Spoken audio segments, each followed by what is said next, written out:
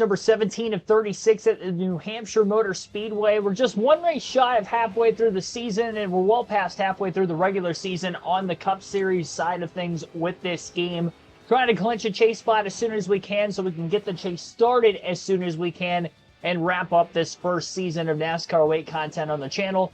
We've only got a couple more Busch races left. We've already finished the Truck Series, and now we're getting down to the nitty-gritty, at least for the regular season side of things. Still going to some tracks for the first time. Obviously today, first time we're racing at New Hampshire. It's the Lennox Industrial Tools 300.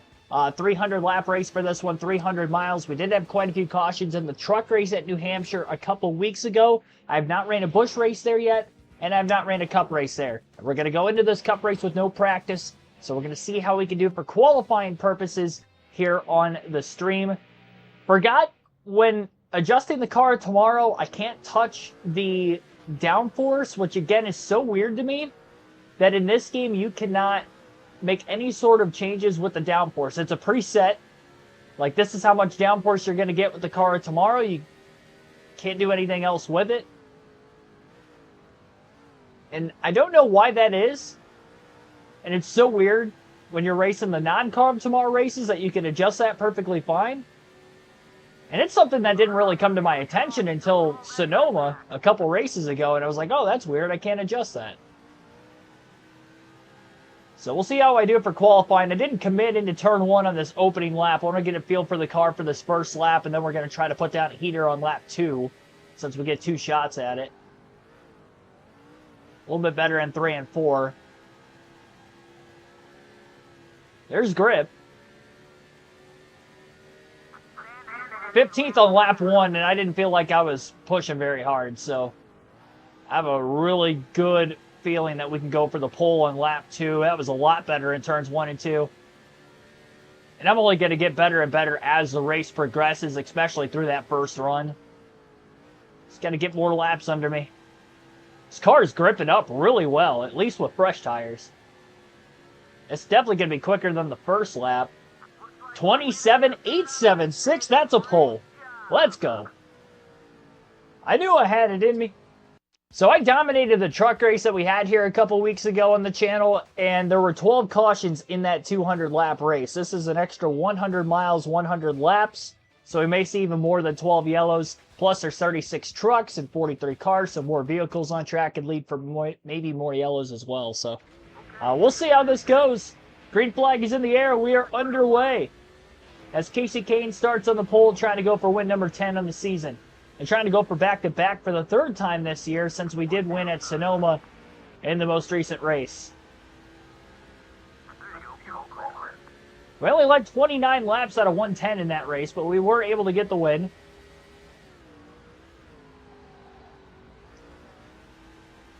Already skirting the tires on the first lap of the race. That's probably not good, but doing all right. All right, I got to stop doing that. It's only lap 2. I don't need to be abusing the tires like that this early in the going.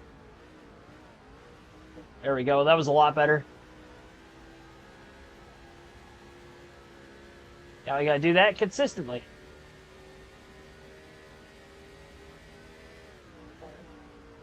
So I had a 27.8.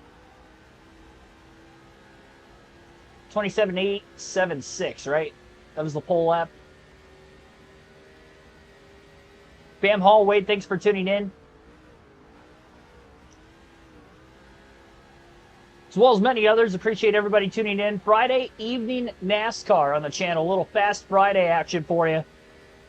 Our live commentary stream is going to be beginning tomorrow afternoon. I'll put out the community tab post later tonight for the streaming schedule for the weekend. I'll probably end up slipping the Pepsi 400 at Daytona on Sunday before the Cup race. More than likely.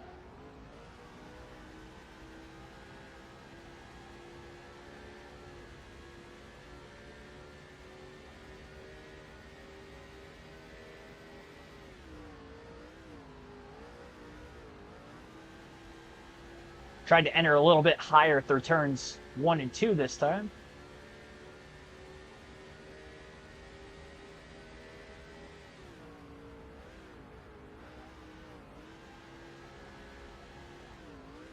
feel like I'm too tight in the race for some reason.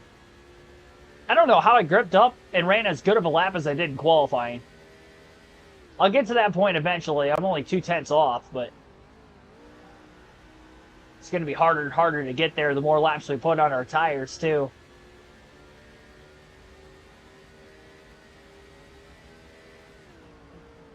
After, not this week, because the race is starting 2 hours later than it did last week. Well, I guess technically an hour. A little over an hour later. I didn't realize the race was going to start closer to 2:30. Last week also was one of the shorter races of the season. And this weekend at Sonoma, with it not starting until just after 3:30 Eastern time, I don't want to do it after. Plus, it's a longer race than I ran last week. A Busch race at Michigan that was only 125 laps is a little bit different than a 400-mile Cup race. I probably wouldn't be able to get it started until after 7 o'clock. Especially depends on what happens in the NASCAR race if I make any other uploads from the stream. So, gonna look to do it before. I work until noon. So I'm thinking about just scheduling the stream for 1. And then as soon as that's done, hopping right into the NASCAR live commentary stream within about 10-15 minutes or so. Post NASCAR 08.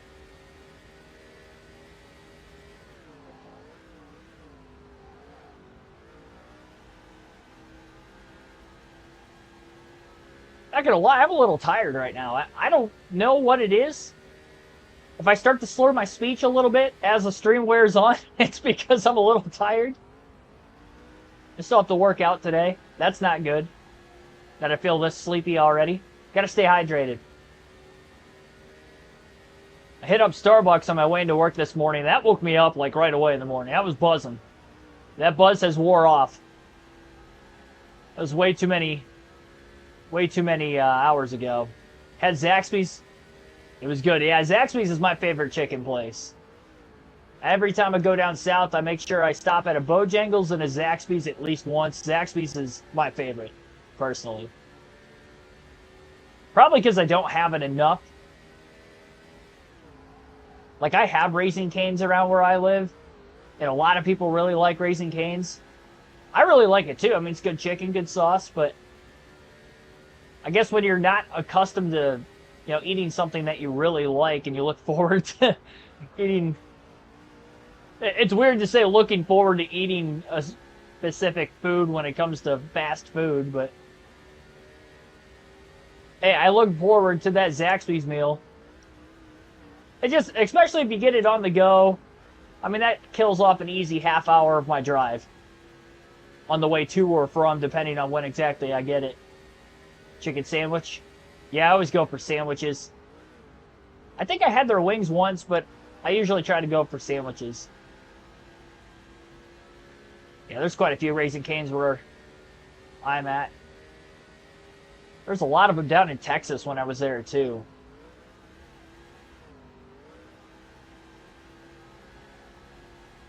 I haven't had Raising Cane's in a minute. I can remember when the one that opened up close to where I live opened up. That place was packed for a long time. I can't remember what time of the year it opened up, but I just remember those first, 2-3 months. You couldn't even go there without knowing that you were going to be waiting over a half hour for your food at a fast food place.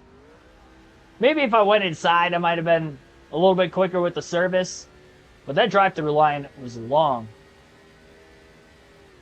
It's still like that depending on, what hours of the day you go, but obviously that could be any fast food drive-thru line, but yeah, those first couple months, everybody was looking forward to Cane's Chicken. Yeah, slow car in the front stretch. I noticed somebody was slow, and it looks like it's Jeff Green in the 66. So he's going to be on the inside of the racetrack, and that might end up holding up the second place cars on back. Still caution free. We've got almost a 3-second lead. So we know that the truck race here was a wreck fest. I'm expecting to see cautions in this race here today.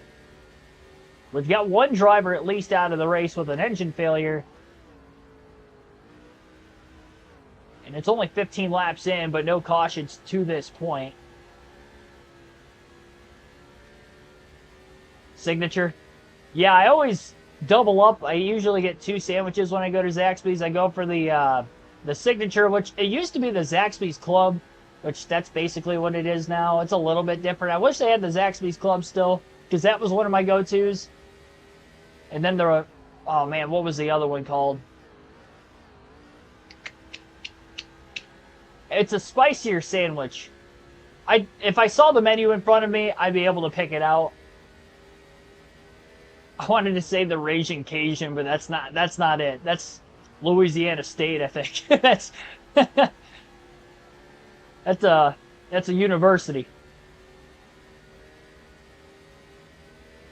You were just at Zaxby's earlier. You could probably help me out. This is also a part of my brain being just depleted at this point because of being tired. But the show must go on. Forgot your ranch? Well, that's not good.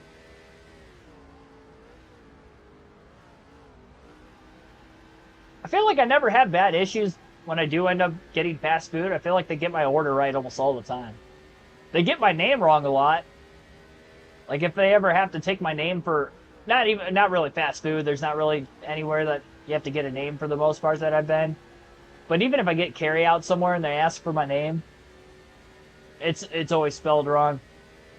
It's always spelled with one E or EA. It's rarely, and I mean rarely, EE. Or sometimes they'll think I say Tegan. Sometimes when I'm calling to make the order over the phone and they'll specifically say Tegan, and then I'll say Keegan, and then they'll say Tegan again, and I just go with it because I'm tired of having to repeat myself. I'm like, yeah, we'll just go with that. And just hope that nobody else's name is Tegan that I'm going to pick the order up for within that 15-minute window or so.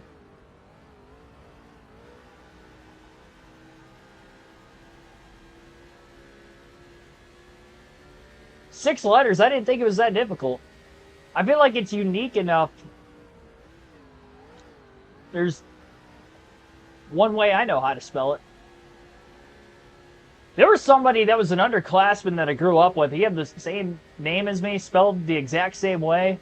That's the only other Keegan that I've ever known in person. We actually worked together, too. When I was working at McDonald's in high school, he was working there also. I started before him because I got the job when I was 16, and then, like I said, he was a year younger than me. Both played basketball. Which that didn't really, do anything when it came to the sports side of things, because usually they'd call you by your last name anyway. His last name started with an S, too, though. So we had the same initials, same first name spelling. But yeah, he's the only other Keegan I've ever met. In person.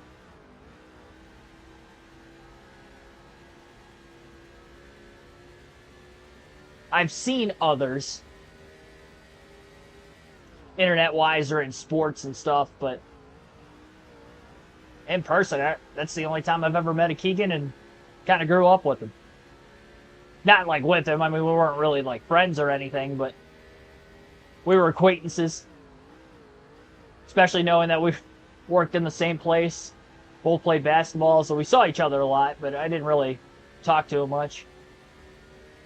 John Stelly, thanks for tuning in. Not doing Xfinity qualifying today. I usually don't. I usually don't do Xfinity practice or qualifying. I strictly stay to the Cup practice and qualifying, and then Cup races, Xfinity truck races, select ARCA events, and other motorsport events. Long lost son, 1 year younger than me. Ikeka Stewart, excuse me. Thanks for tuning in. Michael Turner, thanks for tuning in as well. I don't think I gave you a shout out yet.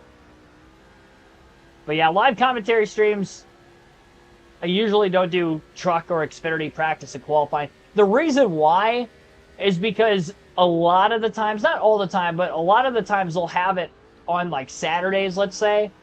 And then I would have like 5 streams on Saturday. If we had a truck race, an Xfinity race, Xfinity practice and qualifying in the morning, like it would just be so much. Plus practice and qualifying for the Cup Series. There are some days where I have to stream 3 times in one day as it is. And usually Saturdays are my longest streaming days of the week because I know I'm going to have multiple streams almost every weekend on Saturdays. But my work schedule, I wouldn't be able to do it every weekend. Just the time of the day, certain weekends.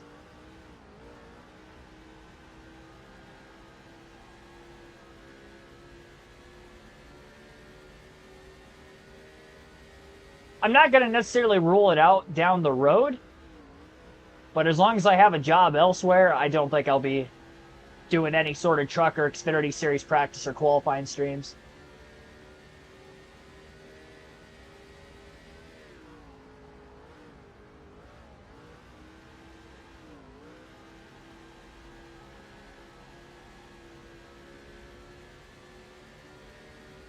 Obviously, a lot of clean air in front of us at the moment. Still caution-free, 29 laps in. Dominating this race. We've won a lot of the races with the car tomorrow. Even though the handling wasn't great for me at Sonoma, I was getting used to it the longer the race went. We didn't have a lot of green flag laps to really work with either. We had 22 cautions in that race, tied the NASCAR record for the most yellows.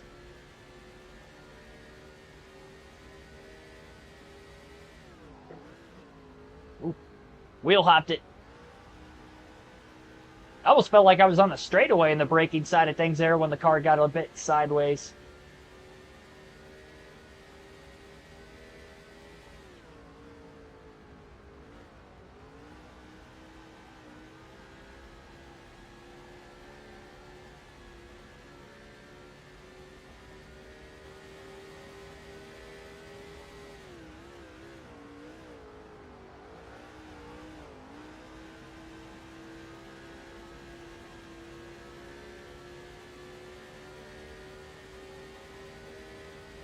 Sister wanted to take you to see Bluey.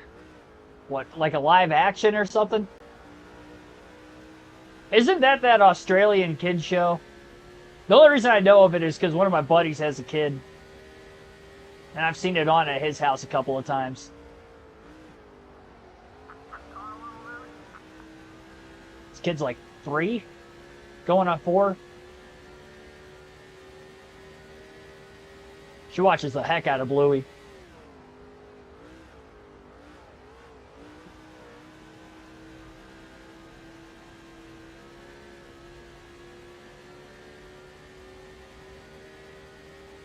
Yeah, the kids love it, apparently.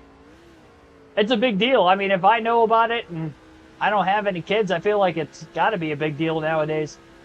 Maybe the modern day Bluey was like my SpongeBob growing up. Probably not. SpongeBob had a little bit more adult humor, I think.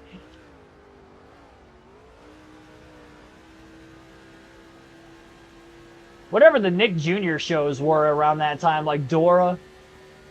I don't even know what else. I don't think I really ever watched Nick Jr. Shows like that. And Disney Jr. Honestly, outside of Dora, I don't even know around my childhood what other Nick Jr. shows there were.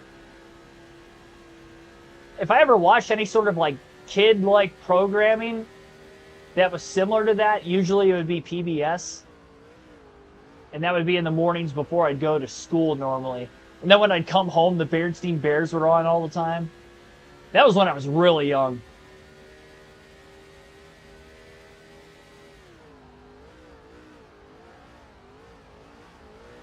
The fact that I remember that is insane. Because there's not a lot of things I can remember from like age 5 and 6 and younger, but shows like that were engraved in my memory forever.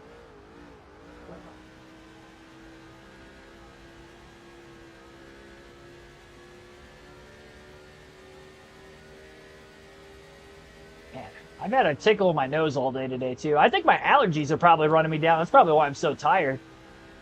I had so many sneezing attacks while I was at work. That warehouse carries so much dust. I'll be perfectly fine. I'll walk in there, and then, like, within minutes of having that humid air and dust flying around everywhere, I'm sneezing. And then I make the mistake of trying to hold a sneeze by putting my hand up to my nose. and I have my work gloves on, and that just makes me sneeze automatically. The urge to touch my nose with my gloves. It's tough. It's tough dealing with seasonal allergies when they're as bad as I have it, and you work in places I've worked. There's really no way around it. Like, I'd have to be in a cool, confined climate. Like, if I'm inside all day, usually I'm fine. Inside, like, at my home, where the air conditioning's on. Not in a work environment where I'm in humid air and sweating my ass off all day. Blue's Clues. Ah, yeah, that was another one. See, gosh, yeah, I mean, I wouldn't have guessed for that to be on Nick Jr. For some reason, I would have thought that that was like another one of those PBS shows. Yeah, Blue's Clues. That's right. Yeah, I'm pretty sure I probably watched that when I was younger as well. I can't believe I forgot about that. Well, I can. I was young. Like I said, my memory from when I was a kid, terrible. I'm great with statistics, great with numbers, and I can remember a lot of things, but when I was like an infant child, you know, I'm talking kindergarten years, like first grade years and younger, I don't remember much. I'm not going to lie to you. Maybe I hit my head too many times when I was a kid, I don't know. But I feel like a lot of my memory from when I was younger, I mean, most of it's like second, third grade on up. We moved quite a few times when I was like really young like that too.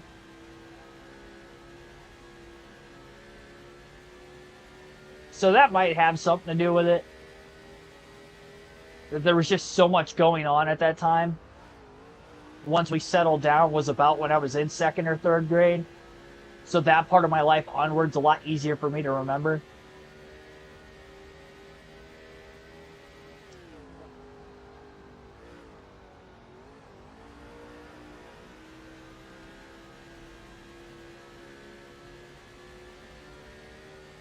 Favorite season from it? I don't know. I couldn't tell you.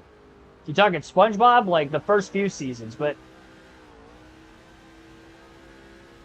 I don't know. I couldn't tell you any other kid show. I didn't watch Dora. I know my sister did, which is why I remembered it. But my sister's also younger than me, so when she was watching it, I was old enough to remember that that was a thing and that was on at a specific time, usually in the mornings. Blue's Clues? Yeah, I don't know. I can remember that I probably did watch it. I couldn't remember a single episode to save my life. I remember of it. I remember there was a dog. And there was a guy that wore the same striped shirt. He would sing when he'd go get the mail. I couldn't remember how the song went. I just remember him singing when he went to get the mail. And that's all I remember from Blue's Clues. Yep, that's it. Is that show still on? Blue's Clues still running? Same dude in the same striped shirt? Or have they changed actors?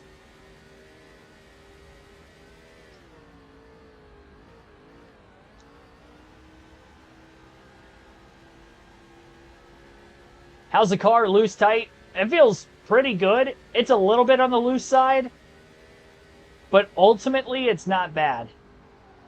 Like right there, I got a little free getting into turn 3. It's really free under braking. When I pick the throttle up, it's fine. It plants middle off. Straightaway speeds up. That's why our speed overall is up. So I could maybe tighten it up just a little bit more. But that would be about all I do as far as trying to help the race car, the handling side of things.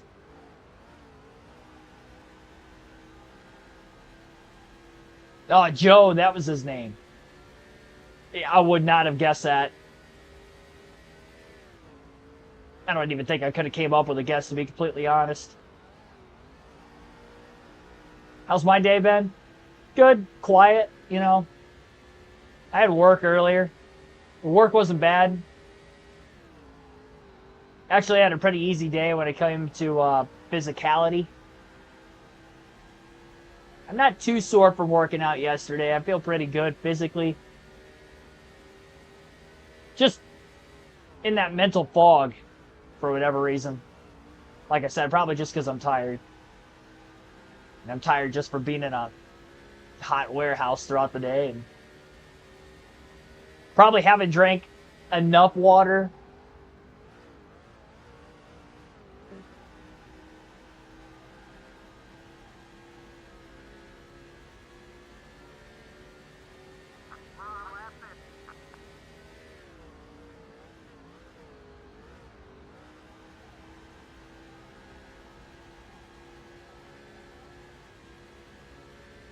I would have I don't know why, but I was thinking the mail song was just like going to get the mail. Let's see what the mail has. I don't know. That's I wouldn't have guessed any sort of jingle to go along with it. Oh, jeez. Hey, good for you that you remember that stuff. I wish I could remember stuff like that. I'll tell you what, I think it was just childhood athletics and stuff. I probably had too many concussions at a very young age. That's probably why I can't remember stuff from when I was like 6 years old and before. See, a lot of the things, like, I mentioned that I've been watching NASCAR as long as I can remember.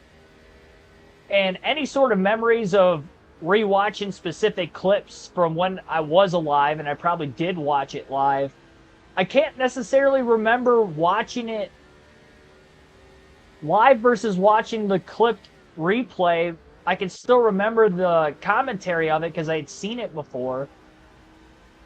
But there's very few moments in time where I can trace back to where I was when I was watching that said specific moment.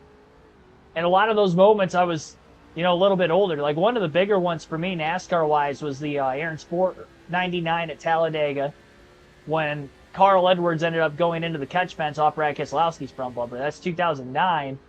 By that time, I was 10 years old. So again, that kind of goes back to the, you know, second grade or so, third grade.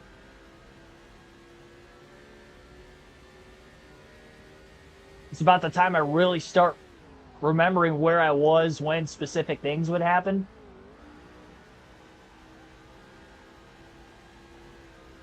Drink like 2 to 3 coffees a day. If I did that, either A, my heart would explode, or B, I probably would be energetic more often throughout the day. I think being so mute throughout the course of the day, like I don't talk to many people, so if I'm tired, it's really hard to get out of that funk.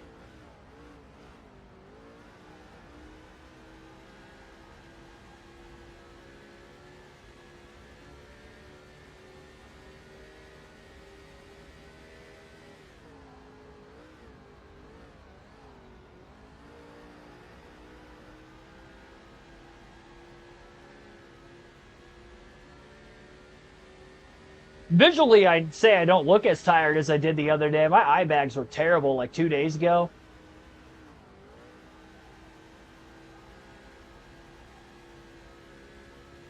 I looked old.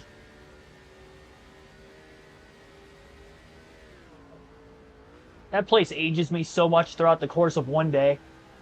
You know, I'll go in there, I'm like, hey, I look pretty good. And then I go in there and I, you know, periodically throughout the day, if I have to go to the bathroom or something, the mirror's like right there by the sink. And then I'll see my eye bags under my eyes. The wrinkles are becoming more wrinkly. It's like, man, this is not good.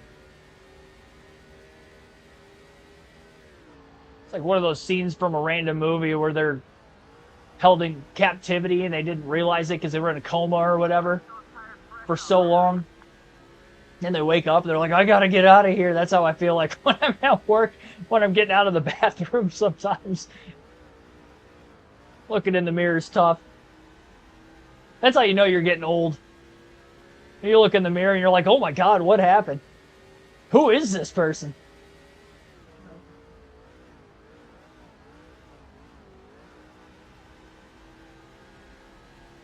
That little moment I had off turn 4 about a lap or two ago, by the way, I think I hit that invisible pothole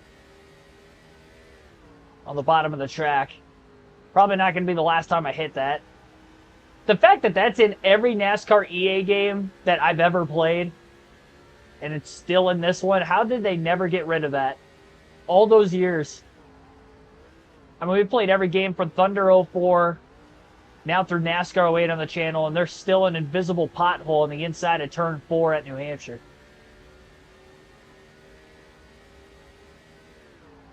I used to think it's because I might have been on the apron and I was too low. It's not always on the apron. Sometimes it's when I'm on the apron. Sometimes I'm in the bottom preferred line and I hit it. But it's not a consistent thing where I'm hitting it lap over lap over lap and I can figure out exactly where it's at. Plus, there's nothing visual to see. The track still looks symmetrical. You can't see the dip in the racetrack, and there's nothing there. Probably because there isn't actually a dip in the racetrack. It's just a glitch in the game.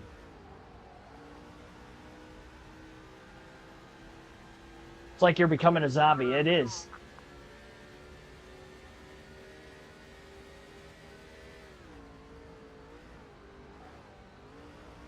I mean, looking at yourself in the mirror on a rough day's work, it's like watching yourself slowly die. Like, you kind of feel it on the inside throughout the day, and you're like, man, I just want to get through the day. And then you look at yourself in the mirror after a while, and you're like, man, I am dying. I'm decaying. Look at my face. Looks more rugged, stretched out, dry. Like, what happened? Look like a different person from what I was like 8 hours before that.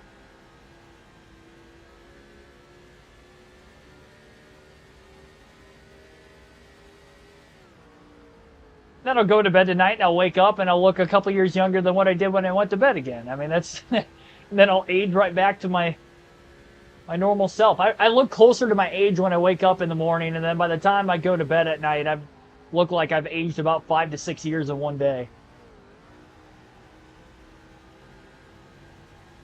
On a work day specifically. If it's a non-work day, then maybe like a year or two I've aged in one day at the most, but tell you what.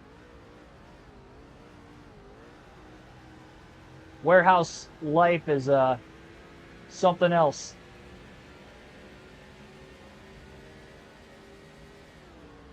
NASCAR Heat 5, very hard to pull away from the second place car. Are you talking about at New Hampshire specifically? Yeah, remembering back to NASCAR Heat 5, this was one of my worst tracks, I feel like, on that game. Richmond, a lot of the shorter, flatter ovals I struggle at, which is weird because on the EA games, these are my best tracks on a pretty consistent basis.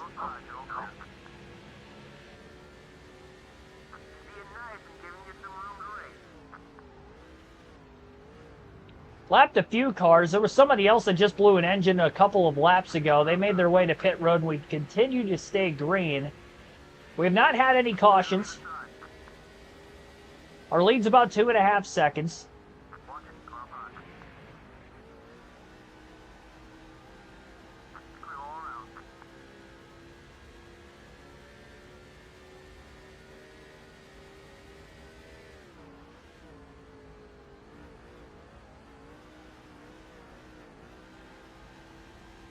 Three movies of 28 days. I've honestly never seen any of them.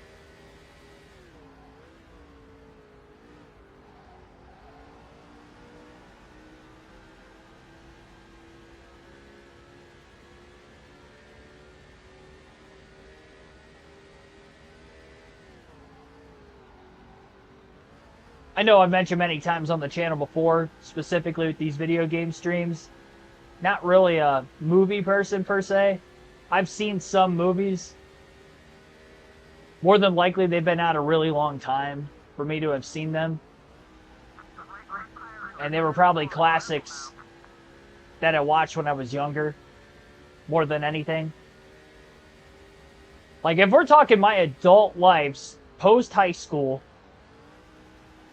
I could probably count on within both of my hands movies that I've seen for the first time. Like, I rarely watch any movies. It's like a once or twice a year kind of thing where I'll catch something new that I've never seen before. And usually it's not something that's new that is a new release that it came out in that year. It's usually something of where the movie is older. It's been out a long time. I've heard so many good things about it. I'm like, all right, whatever. I've got downtime. I'm not doing anything else. I feel like watching a movie. Which is, again, pretty rare for me.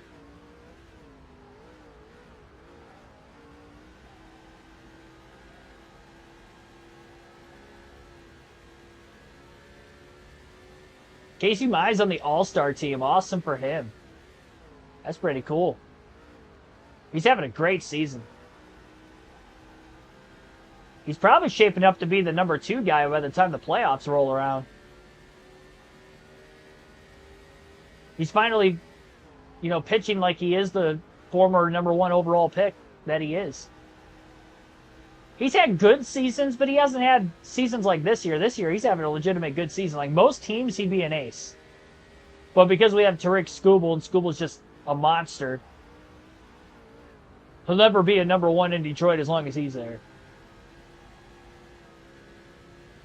Billy Kramer, thanks for tuning in. Kurt Busch at the back again. And in danger of going a lap down.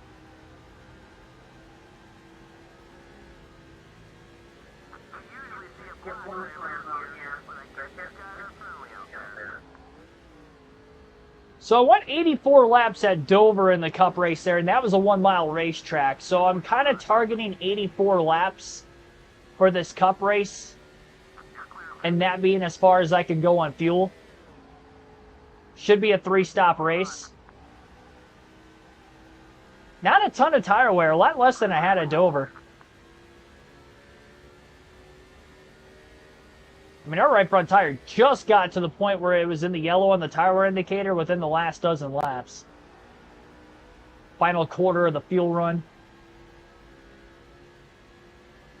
Scorpion Pitbull, thanks for tuning in. I think I saw you in the chat earlier. I don't think I shouted you out. I apologize for that.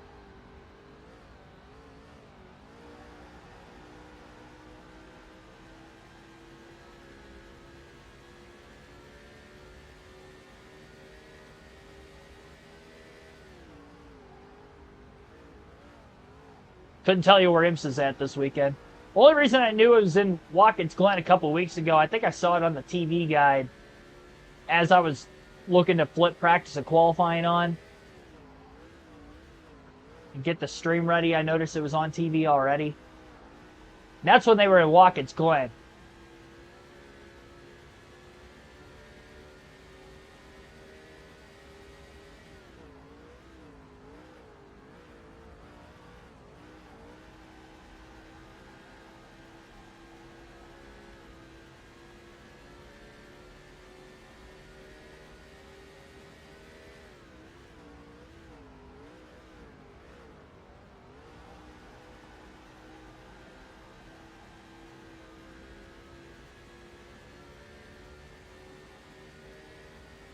Not gonna lie to you, I don't know who Brendan Donovan is.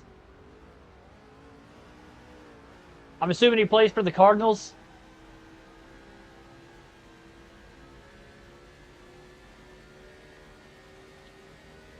Yeah, I'm not going to be able to make it to lap 84 on fuel.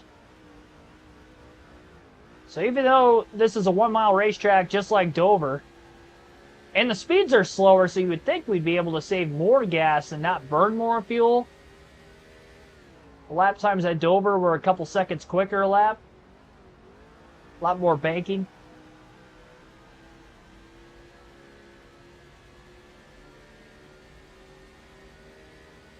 Nobody else has pitted yet, so I'm definitely staying out a little bit longer.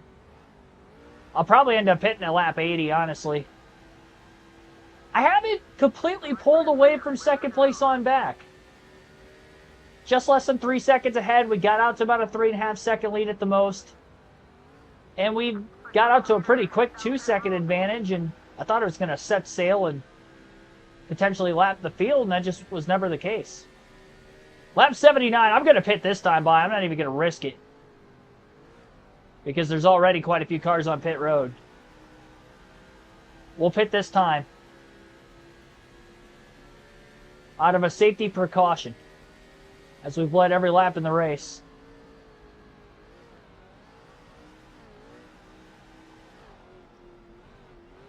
Sure we don't speed. I could have actually went in a lot faster than I did. I'm not going to make any adjustments this time. I thought about making an air pressure adjustment to try to tighten it up a bit, but I'll play it safe this first stop.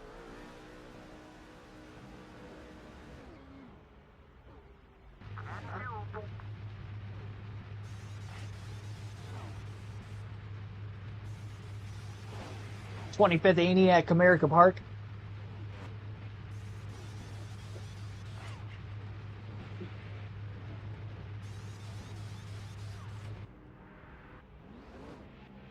Oh, I think we had to wait on a car exiting pit road. That car was Kurt Busch.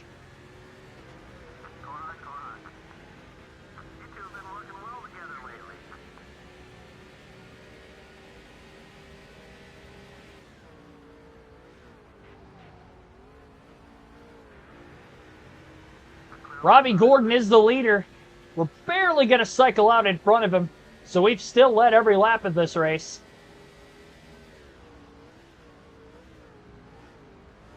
I mean, maybe we go wire to wire, ladies and gentlemen. I've never led every lap in a single race on this game across any of the top 3 series, and we've already cycled through green flag pit stops for the first time. We've led every lap. And we'll be able to take this past halfway before we pit for the second time. Just ran our fastest lap, 27.720. That was even with slight contact with Kurt Busch up off the exit of turn 2.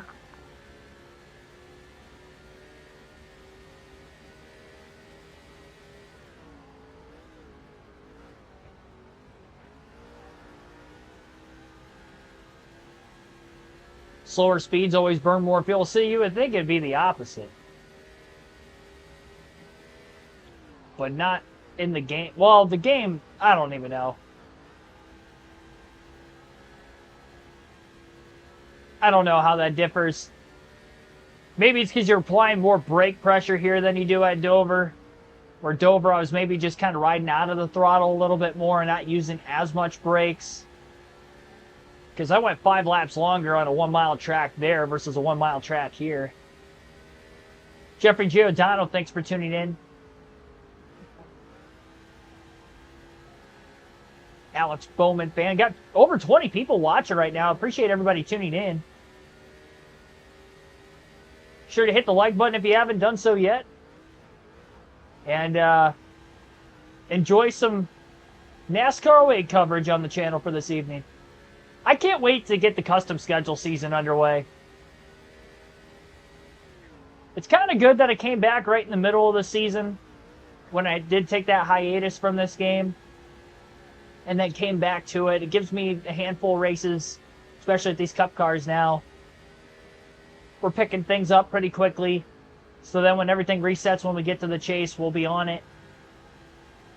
And also when we roll over onto the next season, because I will be doing another season on this game, things will be good there too. At least from a drivability standpoint. I mean, when we go to some of the fantasy tracks, all of the fantasy tracks, I haven't raced there in the Cup Series. Some of them I've raced in both the Busch and Truck Series, but never in Cup.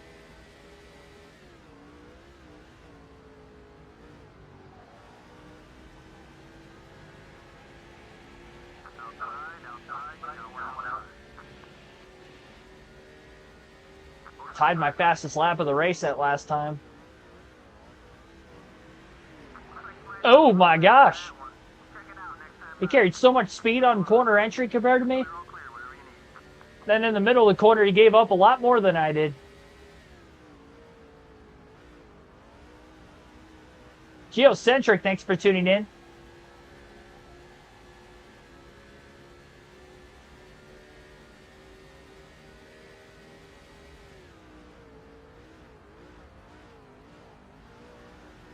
Gonna lose?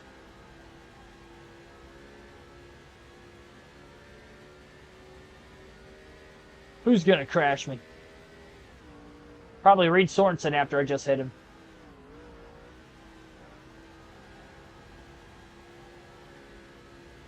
Yeah, we're pulling right back out to that 2.5-second lead again.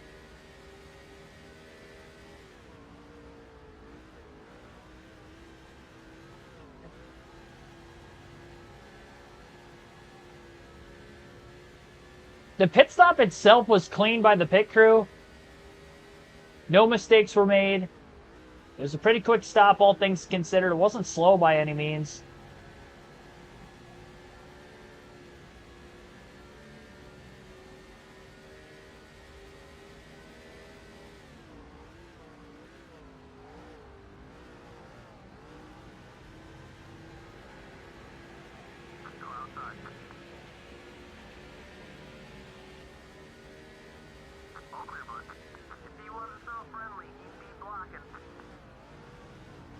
I feel like they're speed glitching. Oh, that might be why Tony Stewart blew an engine. That makes a little bit more sense.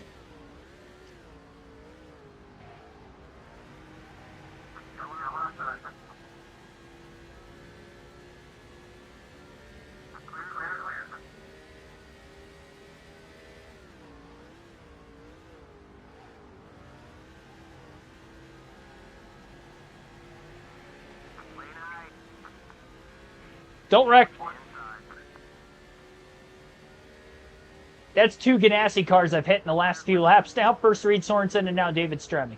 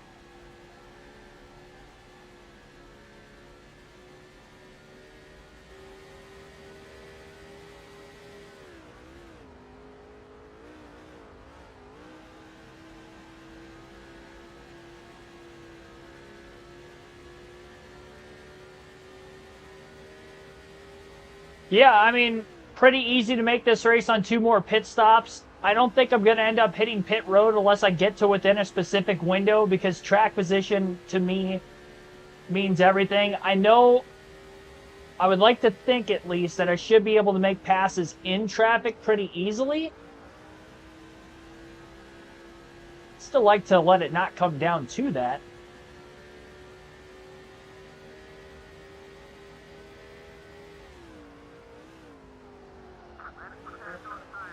We get to within our specific window, I'll do what I can to just try to hold on to the lead, maybe go rights only. I'd like to try to lead every lap in this race, ideally. I've not been able to do that on a NASCAR game, on this NASCAR game, yet. And because I did cycle through the first set of pit stops, so far so good. And we don't have to pit again until halfway, or just beyond that. Just got to survive 2 more pit stops.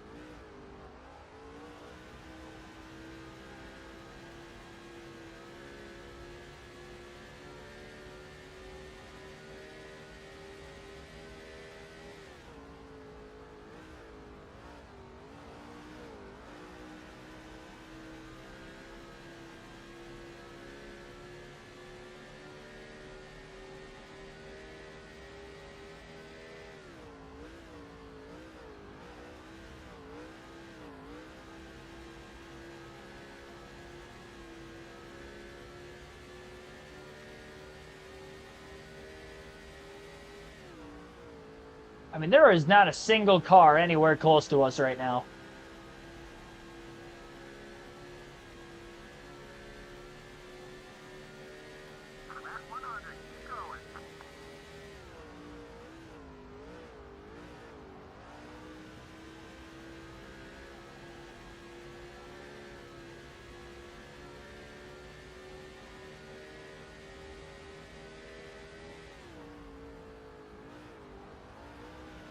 It's also amazing to me that it's a completely polar opposite race from how our truck race at this place went. The fact that in that race we had 12 cautions and 200 laps, and we've gone 100 laps caution-free so far tonight. Pretty wild.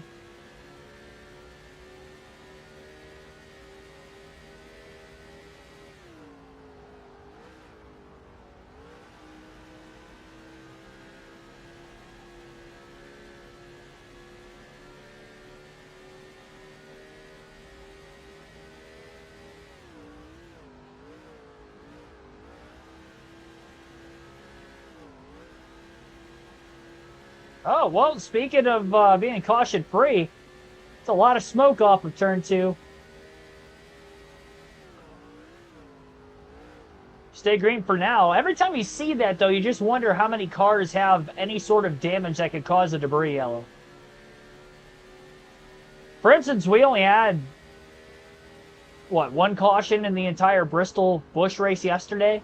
250 laps? And that only caution was for debris. I don't believe we've had a caution-free cup race on this game. So you'd have to think at some point we're going to end up seeing a yellow.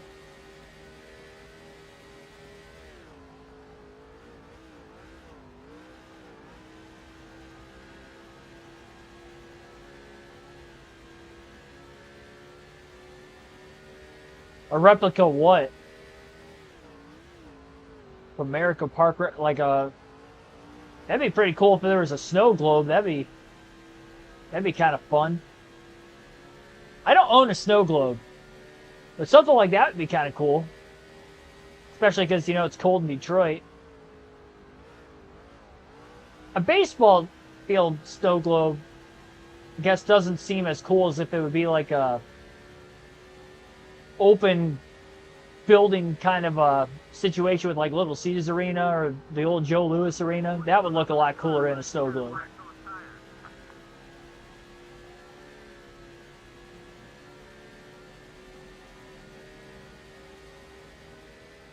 Yeah, but what, I don't know what you mean by replica.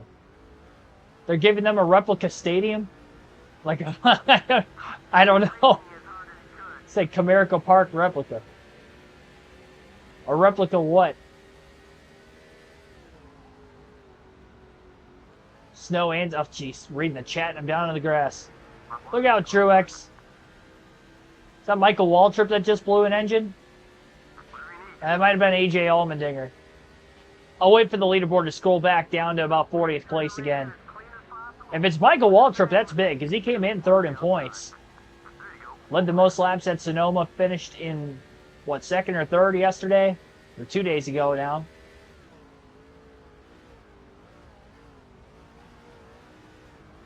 I know it's tomorrow. You're missing my point. What is the replica? I feel like you're purposely beating around my my question.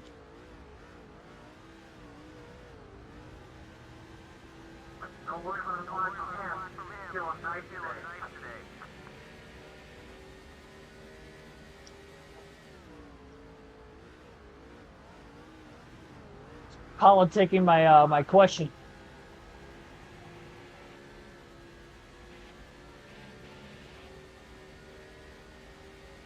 Next thing he's gonna say is like 15,000 fans are getting one. I'm getting what? What are they getting?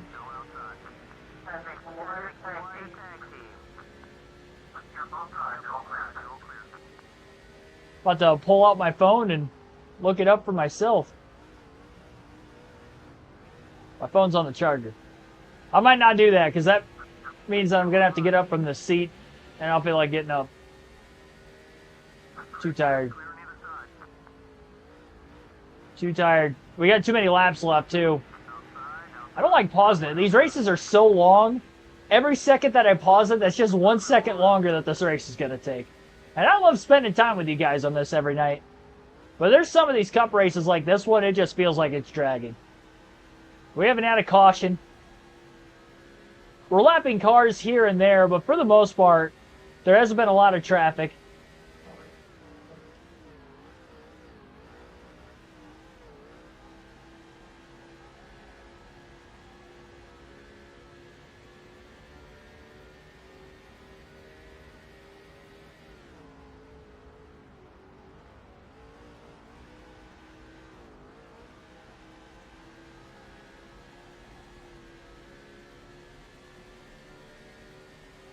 I'm curious to know how big that is.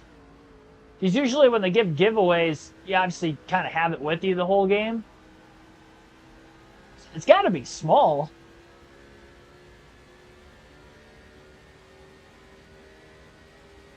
Put it under your seat as the game's going on. Jackson Thomas, thanks for tuning in. 15,000 though, that's also a lot. I feel like usually when they do giveaways like that, it's like 5,000 or 10,000. Might not seem like that much of a difference. Also depends on how many tickets you sell too.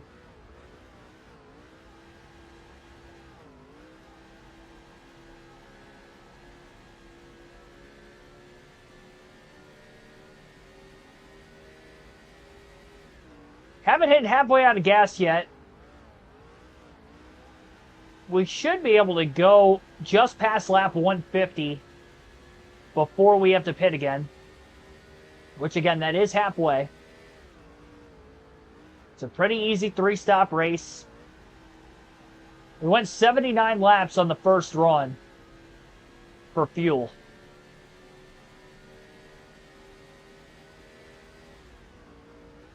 Oh boy. Car's up near the wall, but no caution. That was in turns 1 and 2. I don't think it's going to be very long before we catch a yellow because there's been so many instances where I've seen smoke scattered around this racetrack. And most of it's been since we pitted for the first time. You can still kind of see the smoke dissipating off in the distance there. The dust settles.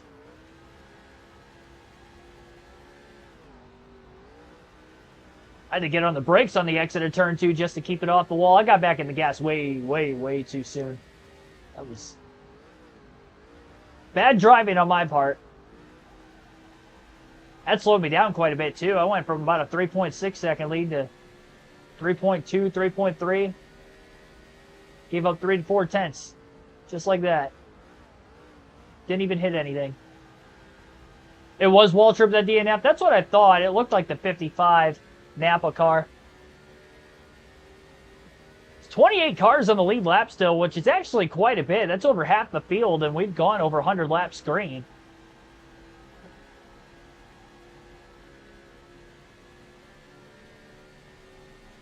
Handful of guys that are 2 laps down. So Waltrip, Stewart, Gilliland, and Green are the only cars out of the race. And I believe that 3 of those guys are in the top 12 in points. It would be in the chase if it started before today. How far back is that going to drop him? Jeff Green came in right on the bubble. He was the last driver in 12th. So he's definitely going to be outside the cutoff line when we go into Daytona for the Pepsi 400.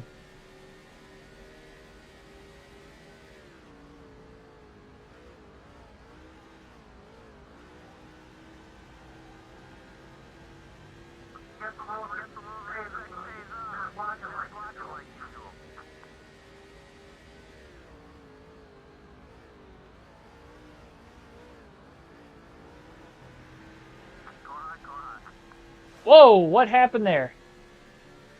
That car we just passed hit the wall off turn 4. He almost crashed too. Yeah, I'm convinced this isn't going to be our first caution-free race of the season. No chance. I've seen way too many cars having near incidences on too far of an occasion. Too many times, at least.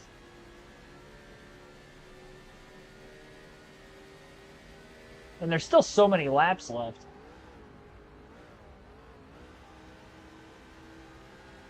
I'm not only calling my shot saying that there's going to be at least one caution. I think there's going to be at least a couple cautions. Plural.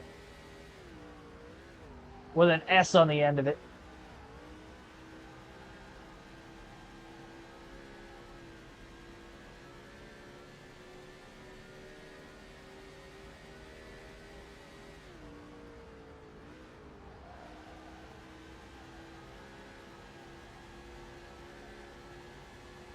Does it say what the dimensions are for that replica?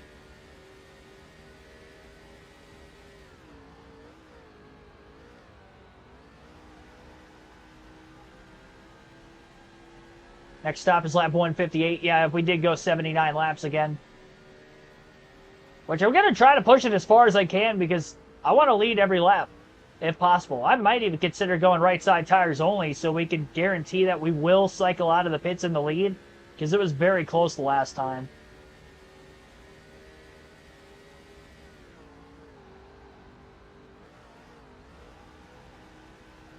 This is our chance to try to go wire to wire.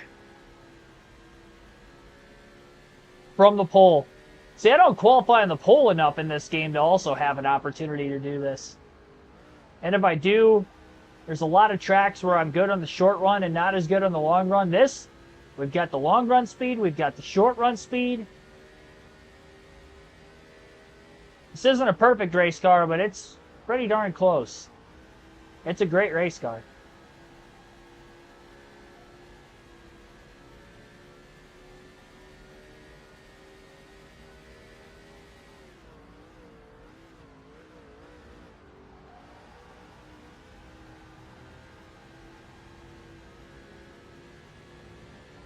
Dave Blaney, Matt Kenseth up ahead, and I know Dave Blaney's not on the lead lap. I don't know about Kenseth.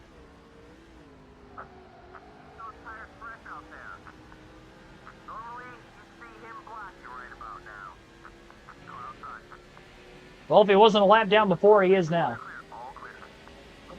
And caution's out. For the first time, lap 126, yellow flag's out. We're still just a little bit outside of our window to make it to the end, so I'm definitely staying out of the pits here.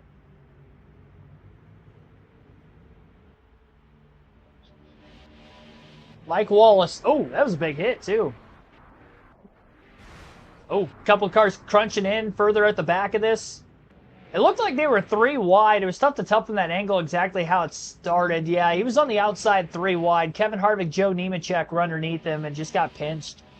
Around he goes. Oh, big damage on Jeff Gordon's car. I saw that. We're probably going to get some debris cautions from this accident. At least one. Jeff Gordon's going to bring out a debris caution at some point here. So we'll stay out of the pits. We'll restart. Jimmy Johnson's in second, and we've got lap cars on the inside. Mike Wallace, one of them, who just brought out the yellow. There's Joe Nemechek also. Green flag back in the air. Great launch through the restart zone, and we're already ahead of the lappers on the inside. That couldn't have worked out any better for us. Double file restart with a lot of cars a lap down.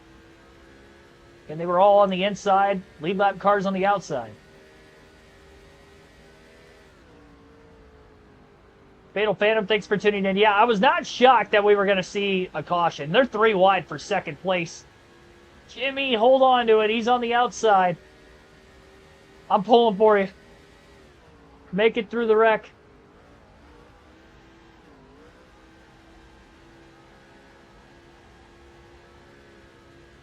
Very contrast difference for how Sonoma went to how this race is going. We go 22 cautions one race, and we have 1 in the first 131 laps the next. Went 123 laps green to start the race before our first yellow.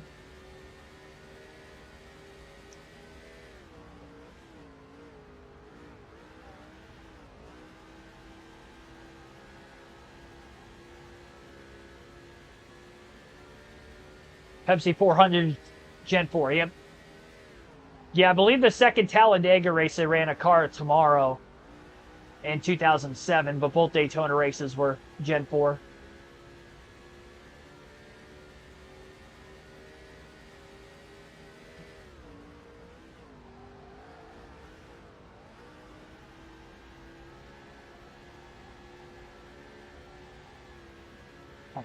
Like they kissed the wall there.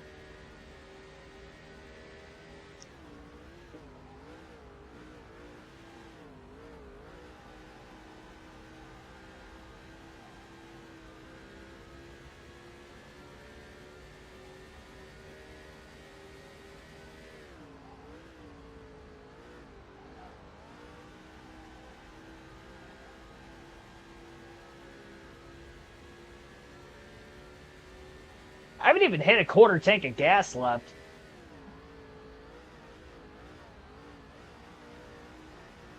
See, this is going to be the hard part, is being the leader. When are we going to get to within the window?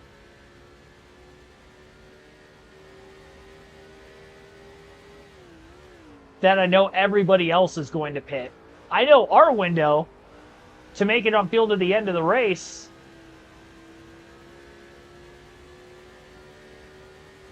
We're about in it.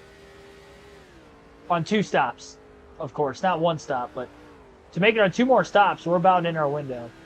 Nobody pitted under that last caution. Our crew chief would have said otherwise, especially with us staying out.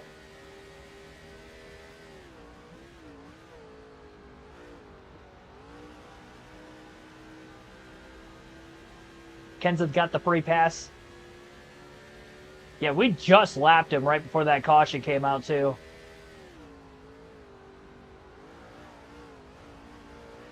That crash would have been that group of cars that was behind us then. I think we had enough distance on him. I don't think I would have been able to see it out of the rearview mirror.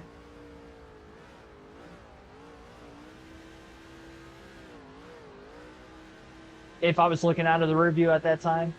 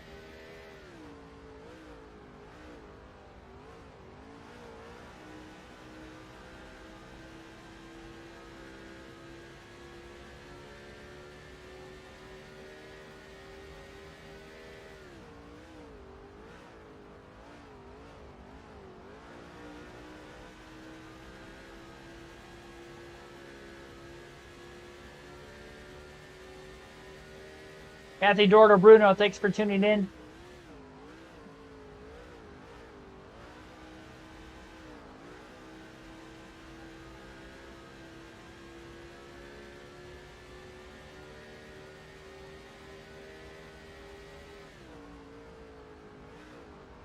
I'm definitely not going to get in and get into any more lap traffic.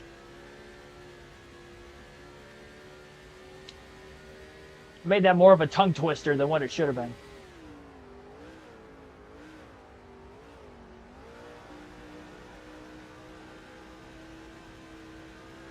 Day's good.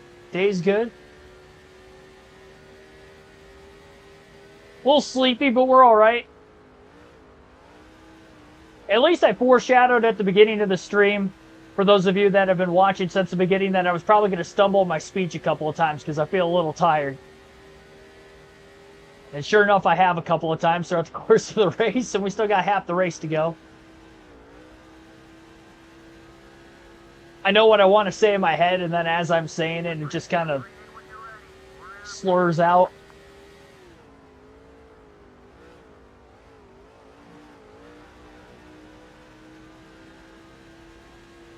Got some more smoke up ahead, turns 1 and 2.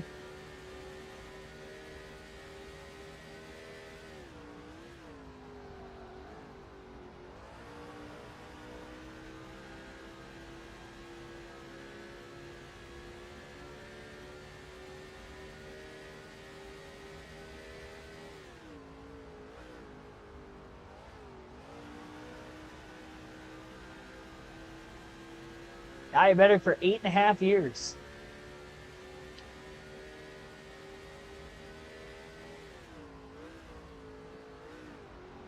Oh.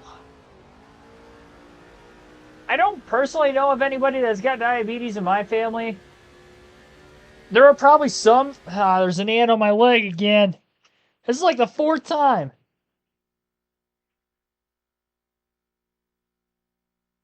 Oh, I missed him. I think I missed him again.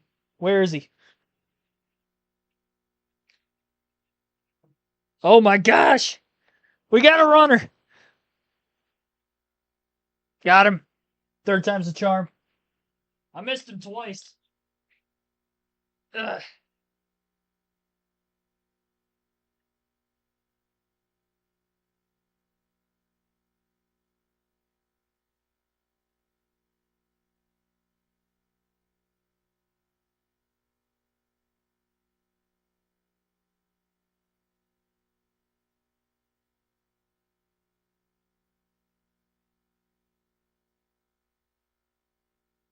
He's taking a nap.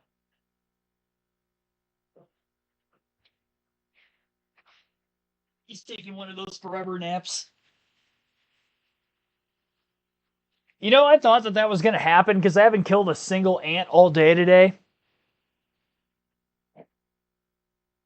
Granted, I haven't been at home, I guess, most of the day. But even still, the short amount of time that I have been here, I hadn't killed one.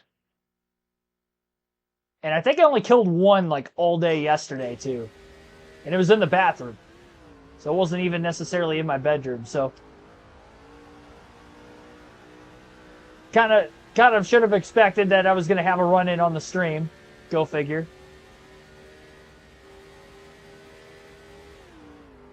Race summary. 1 caution. Lap 123. Restarted about 20 laps ago. Mike Wallace caught up in the yellow. We've led every lap from the pole. We've had 1 pit stop. I mean, that's pretty much it for you. We haven't had a lot to cover in this race specifically. To this point, I don't think we've seen the last caution. I'm shocked we've gone 20 laps between yellows, because I was expecting to see at least 1 debris caution. We still might. We're definitely in the fuel window to make it on 2 more stops. So if a caution comes out again, I'm definitely pitting. And I would assume the rest of the field is going to pit also, because it's not that close. Like, we are pretty easily inside that window. We went 79 laps on the first run. We were the last to pit, so they're probably going to look more for like 76, 77 laps before they pit.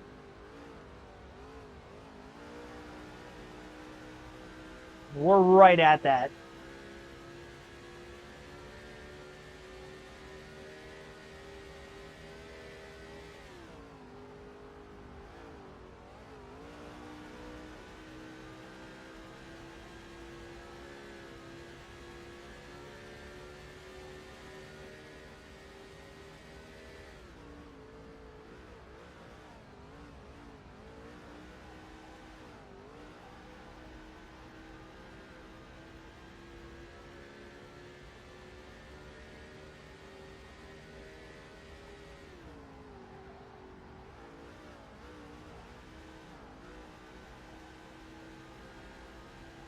I think I'm going to make an air pressure adjustment when I come to pit road.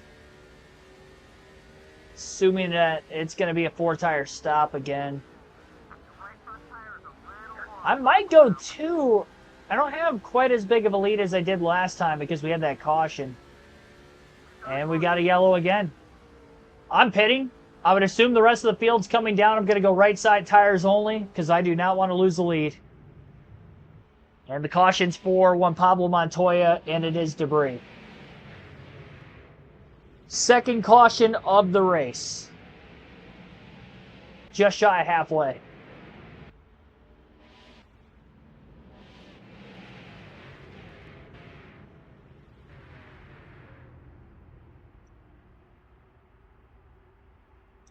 Oh my gosh, dude.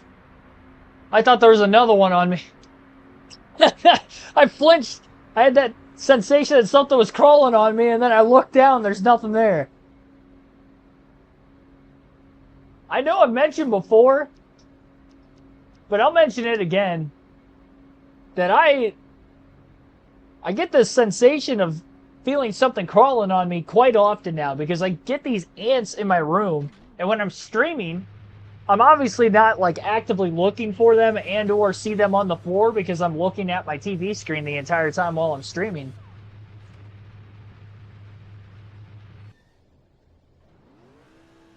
All right, right side tires only. We won the race out of the pits, and we have still led every lap.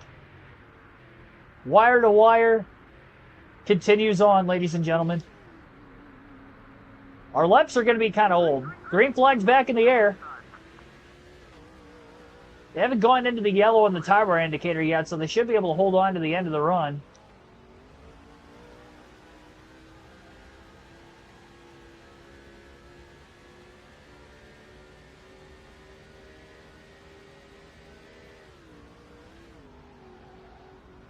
I probably should have put a little bit of wedge into the car, knowing I was going to make this wedge, or this two-tire change. Car's probably naturally going to free up quite a bit.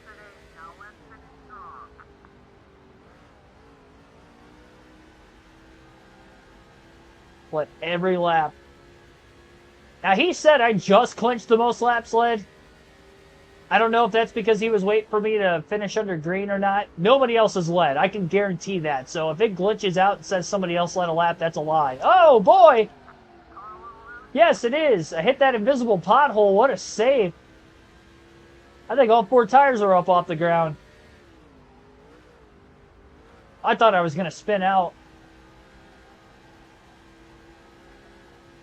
Man, oh man.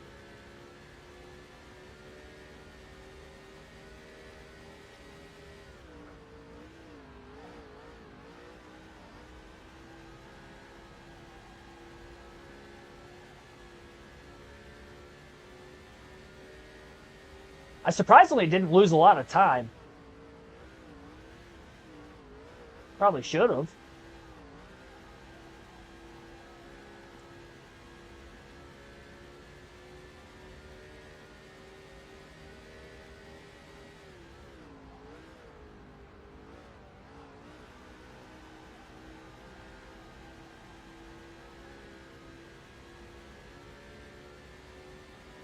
New Hampshire is supposed to be where we're going to run our first race of the chase, too. So this is nice to know that we have a track that I'm dominating. Let's start the chase off with. Dover's at the front of the chase, too. I won there. Granted, that was on pit strategy, but still won. First two tracks we go to, and we're under caution again. Probably debris. Third yellow of the day. All three cautions have come within the last 40 laps. And it's Jeff Gordon's debris caution. So I'm surprised we didn't get it up until now. But it is the Jeff Gordon debris caution.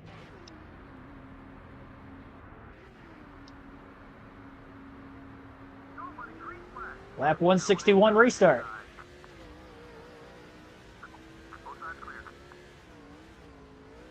I don't know of many others with damage. Montoya, he's probably got a lot of damage still.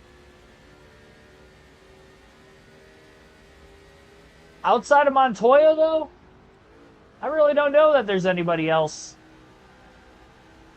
There probably is, but I don't know of them having damage.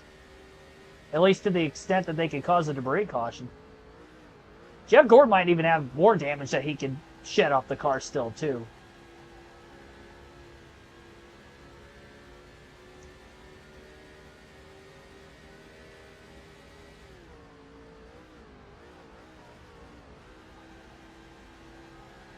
Definitely kept things pretty clean for ourselves.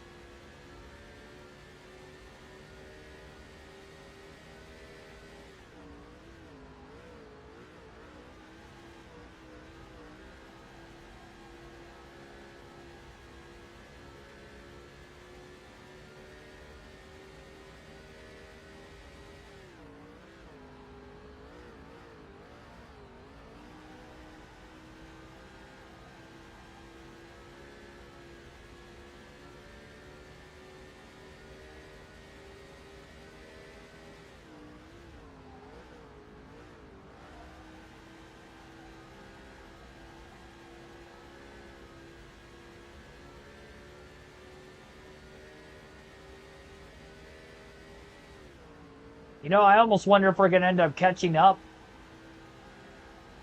to what the truck race had with 12 yellows here.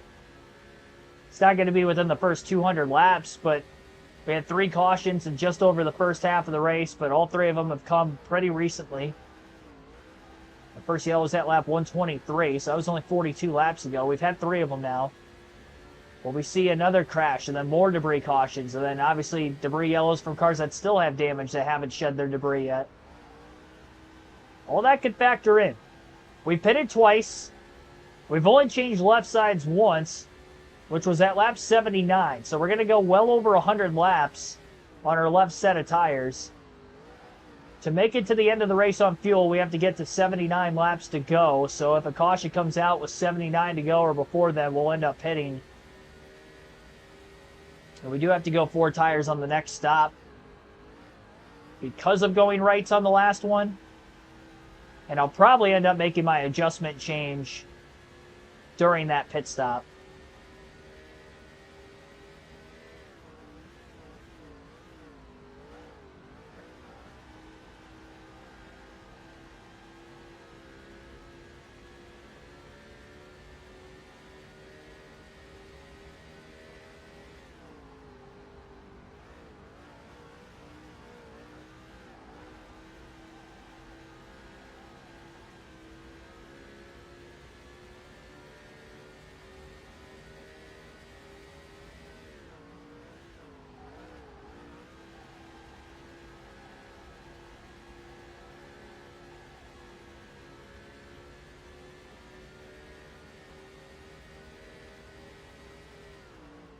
Caution.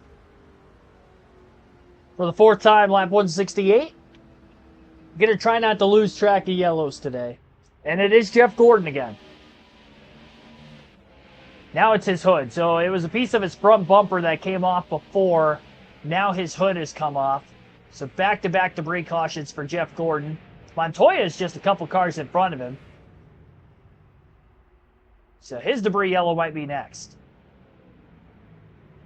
His hood's still on there, but I don't know how much longer it's going to be able to hold on for.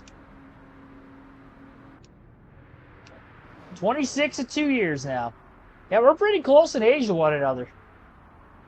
About a month and a half apart. I've got exactly 1 month. I'll be right there in 26 with you, Michael.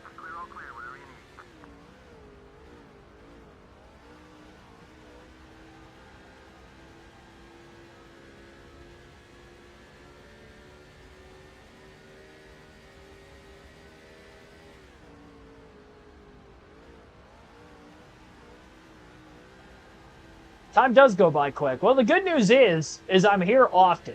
So, there is that.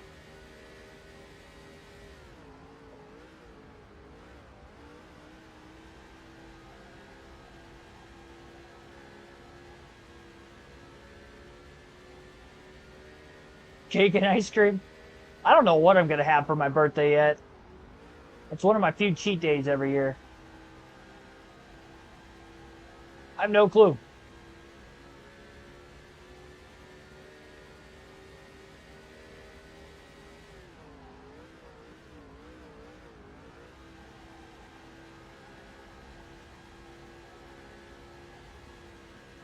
I'd be lying to you if I said I wasn't craving ice cream within the last several weeks. The hot weather, I'm like, man, today's a good day to get ice cream, but haven't done it. Holding off for my birthday, as I usually do. Staying strong. Mind over matter. Willpower in full effect. 26 spankings. Yeah, nobody's spanking me. If somebody starts spanking me, they're going to get spanked right back.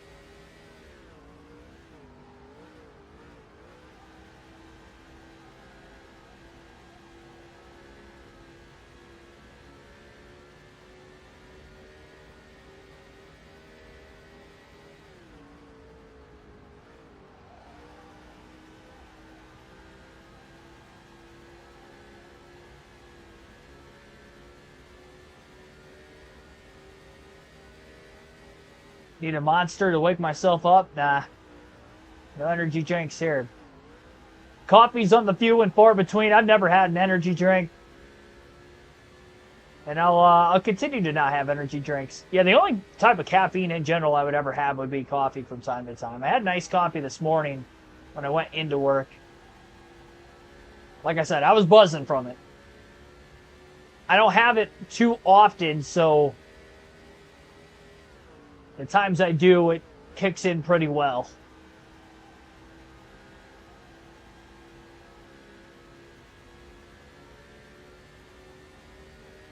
SVG on the pole for the Xfinity race.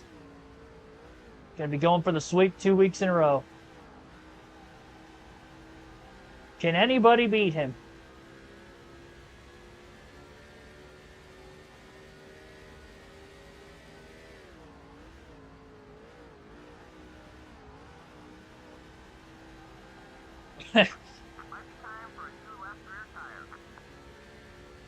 Birthday from you is getting a girl. Yeah, dude, good luck with that. Have to hold her against their will. I don't think they'll like that too much.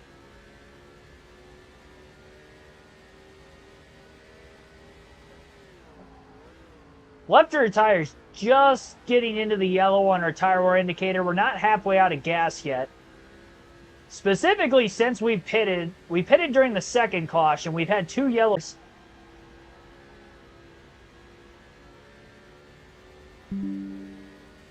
They're racing at Sonoma this week at Xfinity and Cup.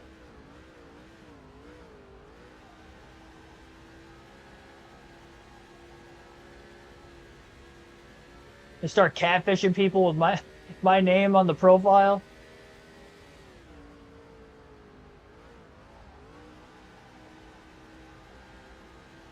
Just all the pictures on there are screenshots from my streams. So those are the only other pictures you have of me. That's funny. The thought of that. There's no way that would work. Least favorite track. Wow. I know of the road courses that have been in NASCAR for a little bit now. It seems like a lot of fans favored Watkins Glen over Sonoma. I don't really know why that is. Because I felt like between the two, Watkins Glen, I'd say, had better races through the Car of Tomorrow era on to where we're at now than Sonoma overall. But Sonoma's had great races over the years. Kind of sprinkled in.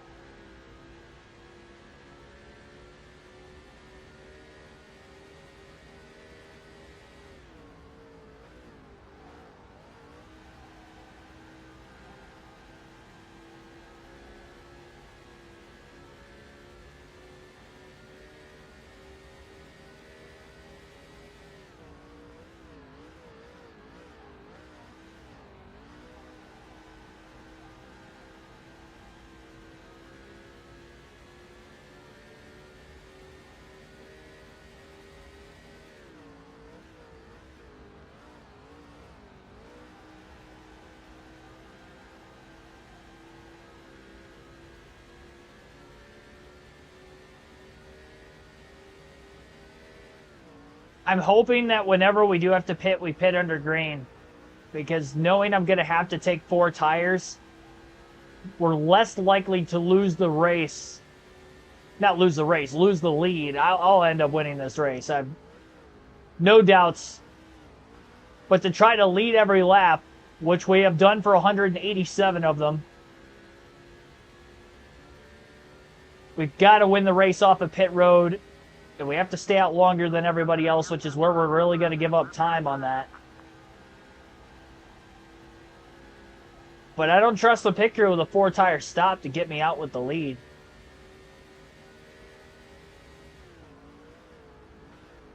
Not under caution.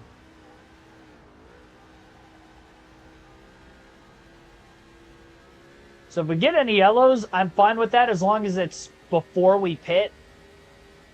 But we get to that window where we're at 79 laps to go onward, I want it to stay green. Just for the lone sake of trying to lead every lap.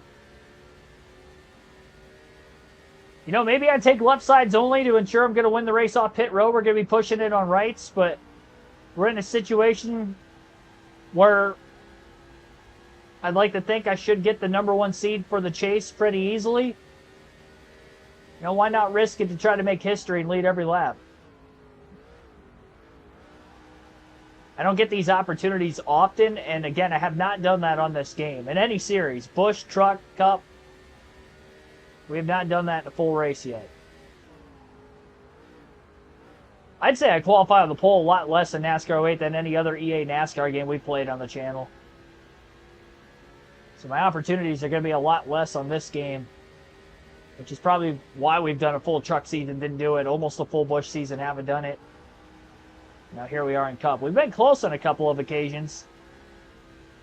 But I've also never gone like deep into the race like this, knowing I still have a chance to do that. Because usually the couple laps I don't lead are either early in the race or sometime in the middle during pit stops. But we've been ahead of it from the start.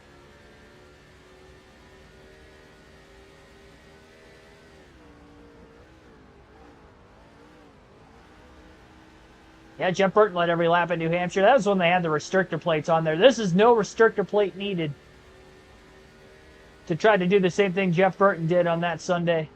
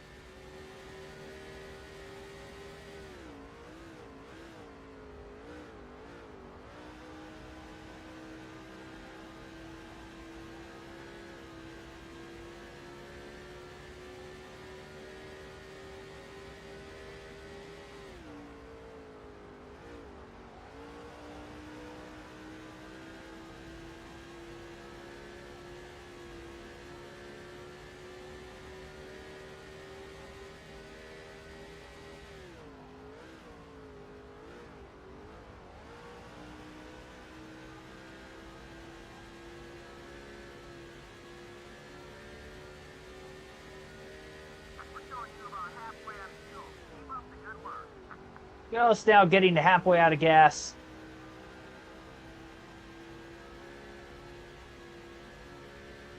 "105 laps to go at the line."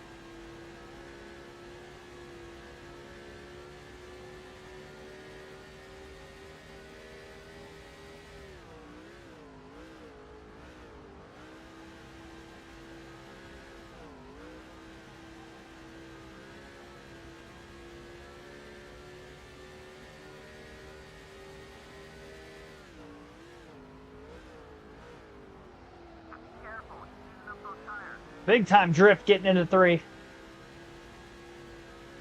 About as far sideways as I've been this whole race. killed that last lap time, too. I was a second and a half slower than my fastest lap.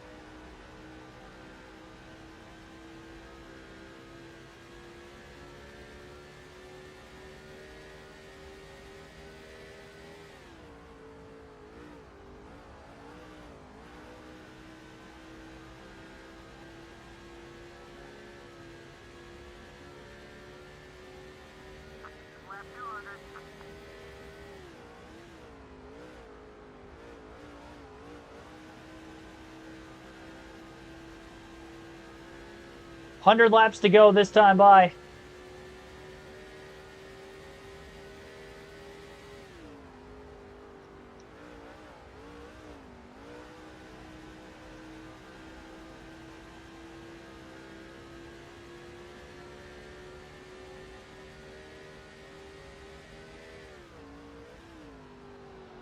Well, if this was a Busch or a truck race, we would have led every lap by now, but because it's a cup race, we still have 100 laps to go to try to seal the deal. And continue to try to lead every lap in this race, which we've done so far. Only had 2 pit stops to get to this point. 1 more to make it the rest of the way. Once that window opens up with about 79 laps to go. It's only 20 more laps until we start to see the window open. Caution anytime before there, everybody will stay out. Anytime after that point, we'll see guys coming in.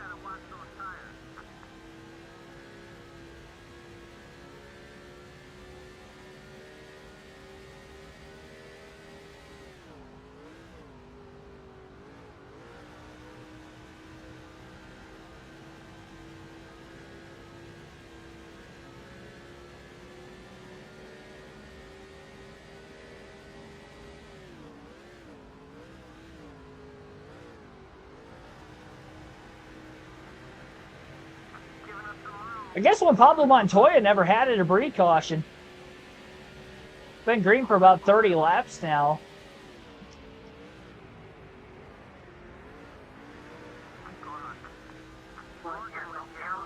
Thought he had enough damage that we were going to see him be one of the potential debris yellows, but never was. It was Jeff Gordon twice.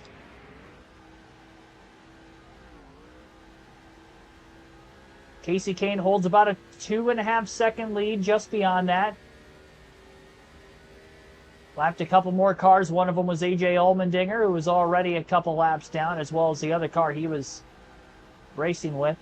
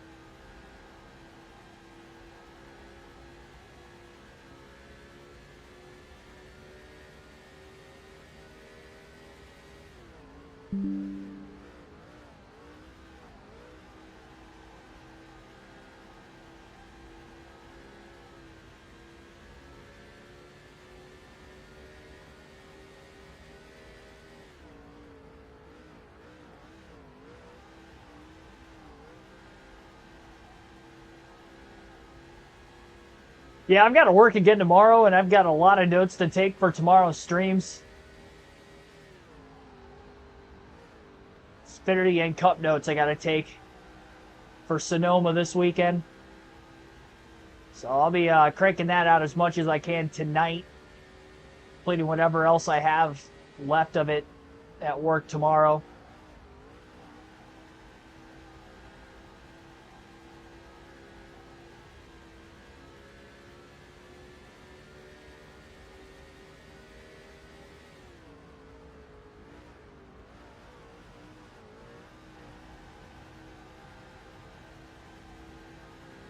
Jeff Gordon at the back of this field. All the damage he had sustained from an earlier wreck. It's that Mike Wallace incident. We've had 3 debris cautions, and then the only crash we had was the Mike Wallace crash off turn 4. I think Jeff Gordon was on the lead lap at the time, but all the damage he has definitely made him slow. And because of which, Jeff Gordon is now going to lose a lap. But he will be the first car a lap down. Joe Nemechek, who was also caught up in that crash, is already a lap down. Just up ahead, it's Case Cade slides his way into turns 1 and 2.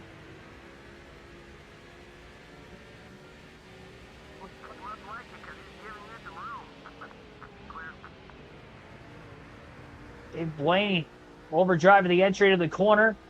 Absolutely knocked Joe Nemechek up out of line. 3-second lead for Casey Kane.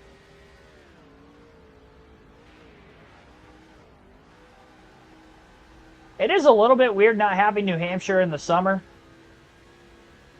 Their only date's going to be in the fall. In real life, not obviously this season, where we're racing here twice.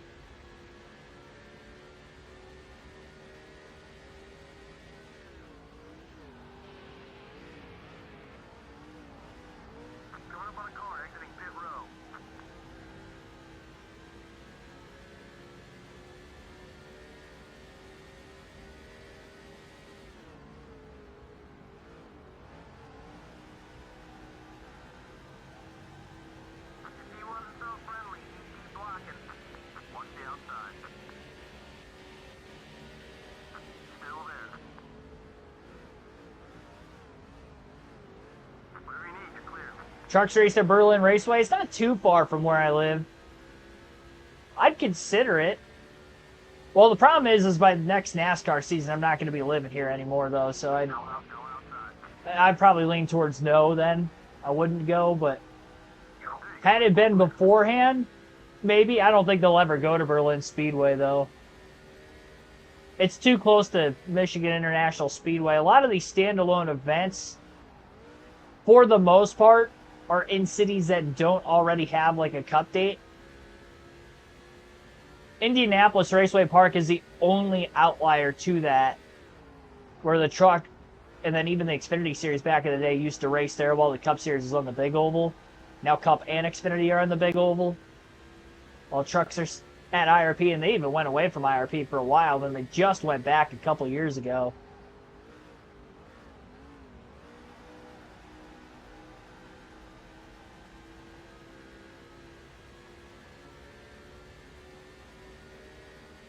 Honestly, I'd like for this race to stay green at least until we get this final pit stop in.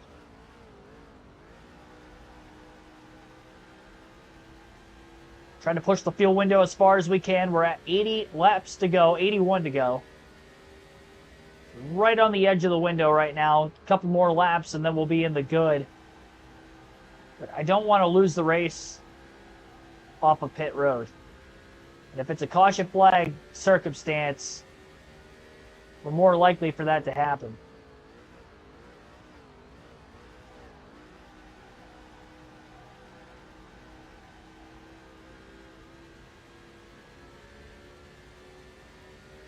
I'd rather see the trucks at IRP. Truck Series puts on some pretty good races on short tracks. Them at the Indianapolis Motor Speedway. I don't even think the Xfinity Series should go there, but it's my 2 cents in it. Although knowing how the Xfinity Series drivers race on short tracks, it's probably for the better. If they raced at IRP, it'd be like a Martinsville kind of a situation all over again where they're guaranteed to have double-digit caution counts. A lot of wrecks. But that's just with the guys that they have in Xfinity nowadays. When they were racing at IRP back in the day, they had a lot of Cup guys that were running the Xfinity race exclusively, so it was a more matured field, veteran group. Not like how the Xfinity Series is nowadays with a bunch of young cats. Bunch of young cats and Justin Allgaier, essentially, is what the Xfinity Series is. There's some backmarkers that have been around there for a while, like the Siegs, and Jeremy Clements has been around for a long time, but they're a lot fewer and far between. Josh Williams has been around for a long time.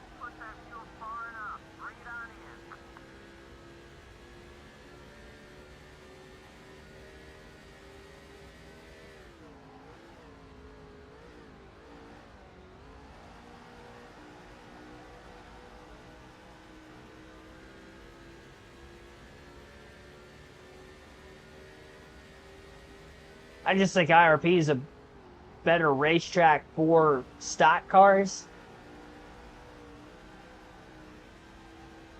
And I think that the Xfinity Truck Series specifically could put on better shows there than what they would at the Indianapolis Motor Speedway. For the prestige side of it, you know, you can keep the Cup cars there by all means. I was wanting them to go back to the oval and get away from the road course layout that they had the last few years.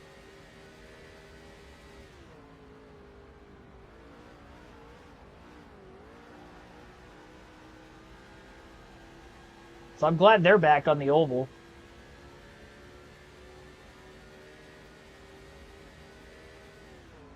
If there's a way to maybe run the Xfinity Series on the road course and then have the Cup on the oval, kind of like they did back in 2020, I think that could work too, but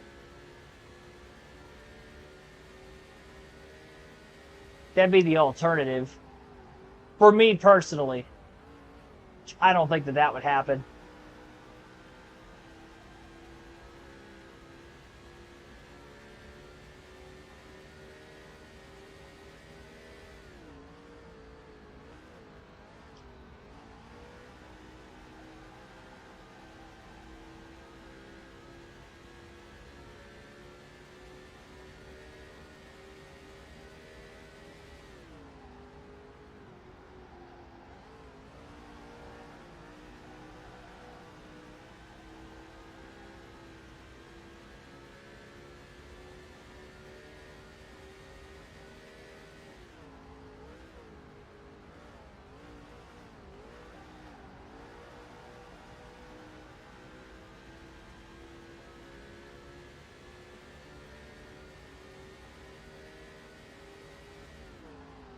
I think I'm going to go left side tires only on this last stop.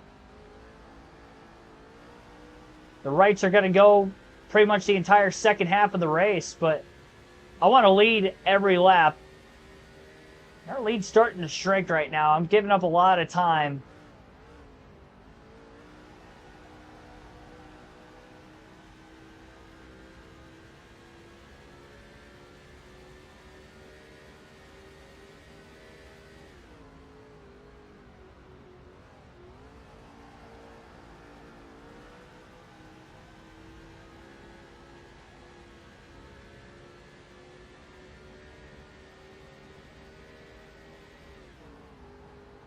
I think that's the only way I'm going to cycle out with the lead.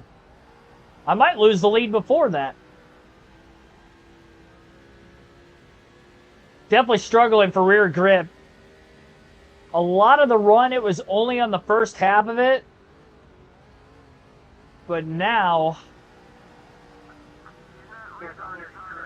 it's most of the way around the corner, I feel like I'm sliding.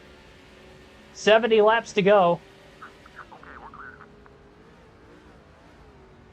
Nobody's pitted yet, but any lap we're going to start seeing cars hit pit road.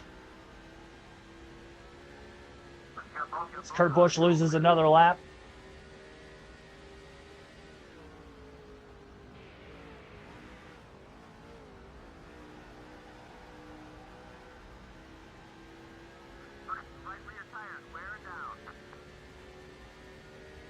Those right side tires are going to be so old at the end of the race, but like I said already, I think it's worth the chance.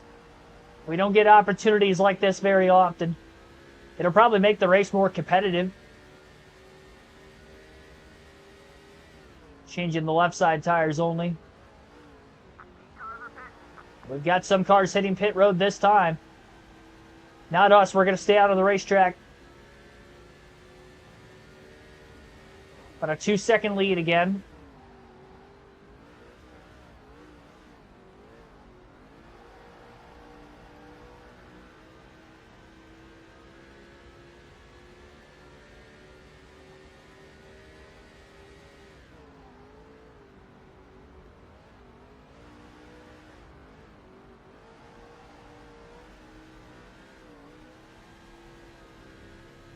And that was a struggle to get through that corner.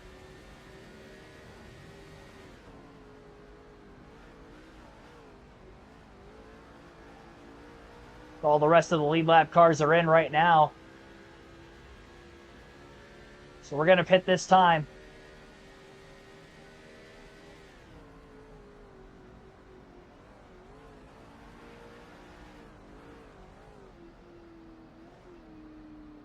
It's more aggressive coming onto pit road. Didn't speed there. We're going to go right side tires only. Or sorry, lefts only. That would have been bad. Left side tires only. And I'm going to put a half a round of wedge into the car. Minor adjustment. It's probably going to be a little bit snug. But it's more for when the right rear starts to fade late in the race. Oh! Not going to be a quick stop, even when taking lefts only. Struggle to get the gas can into the car. 15-second stop. I think it's still quick enough to get us out in the lead, though. At least that's the hope.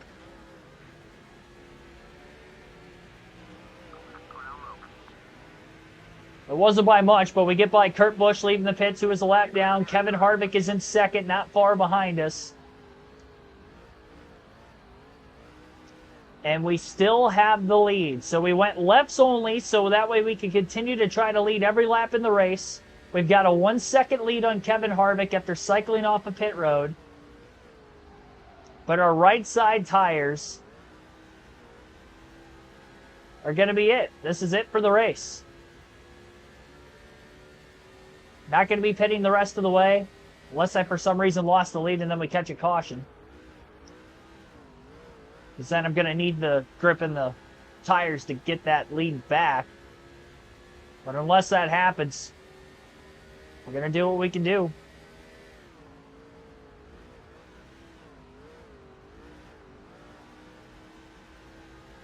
Ours definitely a little bit more snug.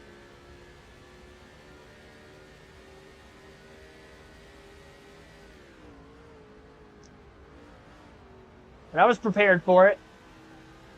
It's mainly to try to help the long run speed, knowing those right sides are going to be really, really old at the end of the race. They're probably going to be in the red on the tire wear indicator.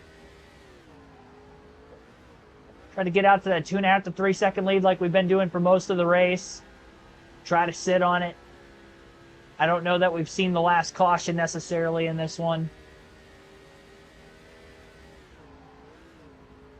Had 4 cautions. It's been about 60 to 70 laps since the last one.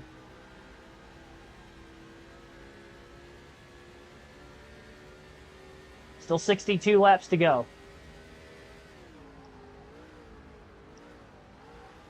If we went green all the way to the end, it would be almost identical to the run that started the race by way of how many laps that we could go consecutively without a yellow. It'd be the second green flag run of over 100 laps.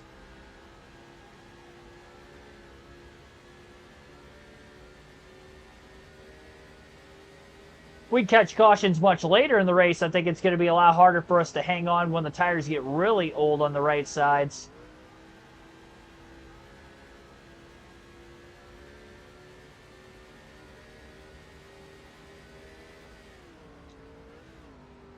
Usually I'm all for just, running our own race, which we kind of are in a way with the way the tire strategy's been. I still have 3 sets of tires.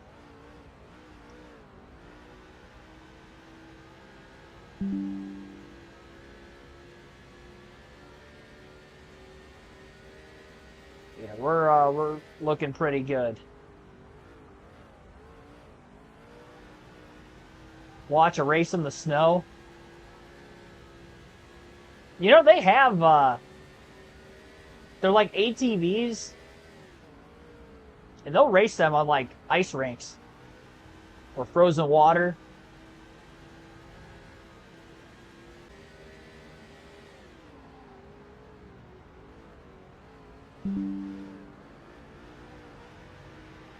That was pretty entertaining to watch. I mean, it really doesn't feel that much different from watching, like, a midget race as far as the look of it goes. Obviously, the speeds are way down, but pretty cool stuff. Stock cars in the snow, they're not going to drive very well. I think the cars just sit so low to the ground, though, that it just wouldn't work out. Like, how much snow are we talking?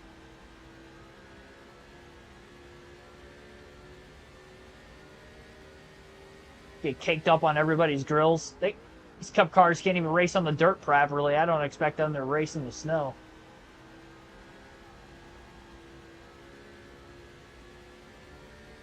I get what you mean by it. The idea of it might seem cool, but I think the execution is going to be very poor.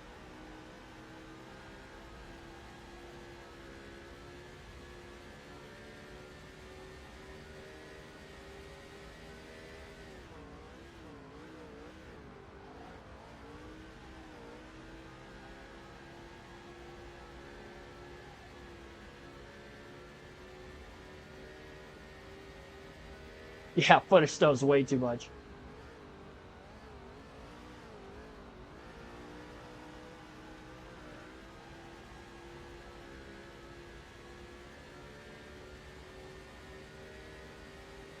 Yeah, light rain's one thing, snow's another.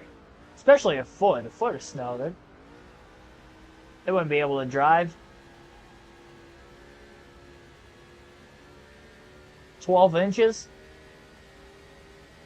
City shut down when they get that kind of snow. Even these major cities like Buffalo and stuff like that, you get them on a regular winterly basis.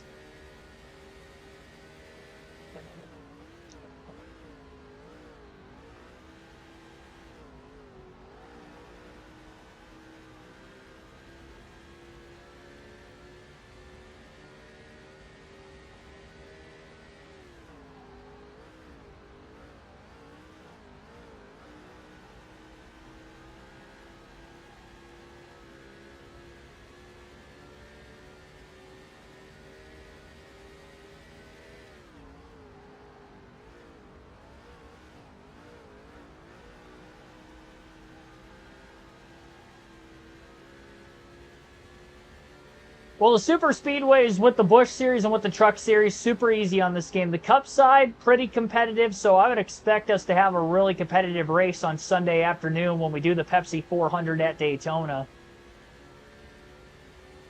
And again, I plan to run that race before the actual Cup race at Sonoma. Bit of a double header, if you will, on the channel.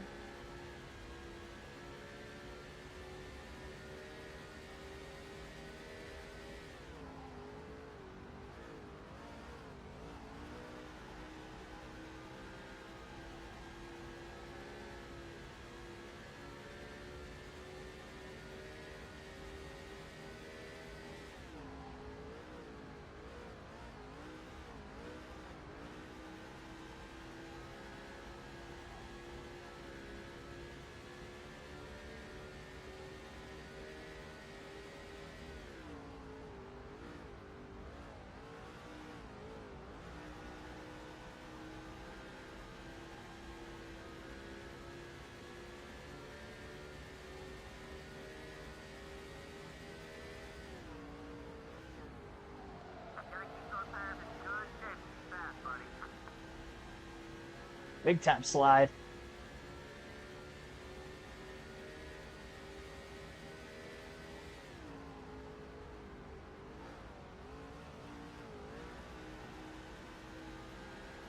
Yeah, that'd pretty much be about the same for me, too. If we end up getting a foot of snow, it'd probably be mostly lake effect. I didn't think we'd be talking about snow in the middle of July, though, I will say. Even in Ohio, I think that's a little bit too rare. So rare that it's impossible.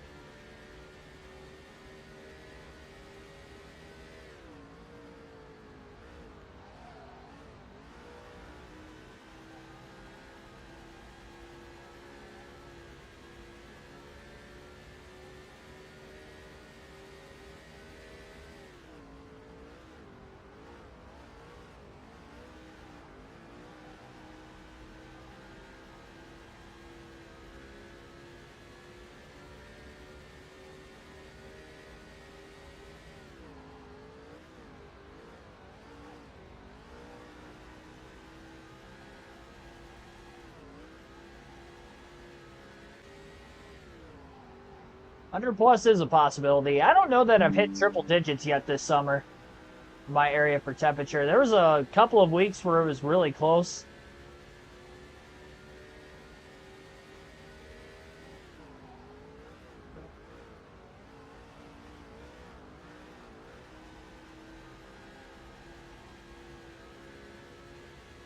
I know the humidity and heat index was up above 100%, or up above 100%.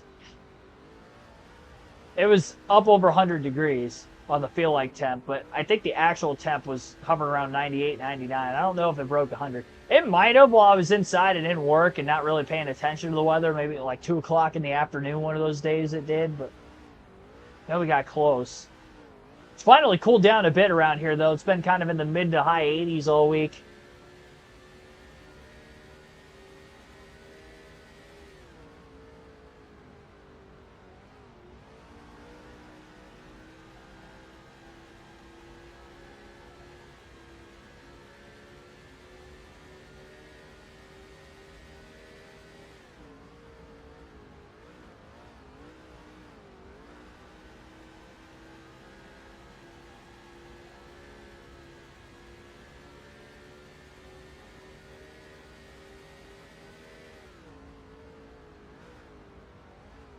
Cars up against the wall in 3 and 4 the last lap, but no caution.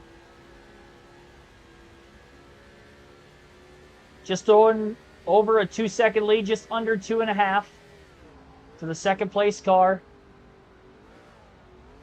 Our car is going to get tighter and tighter and tighter as the run goes on because we changed left sides only during the last pit stop, which was under green.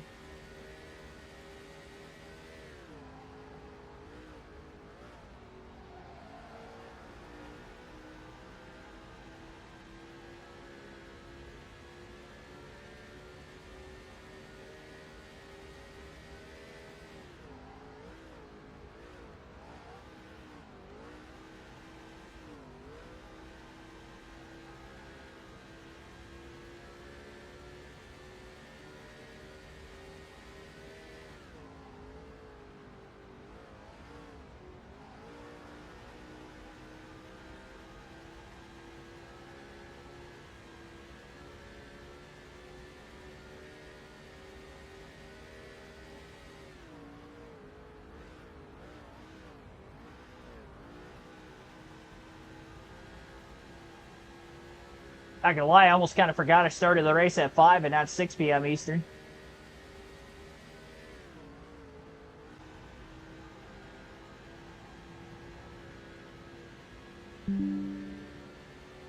"40 laps to go.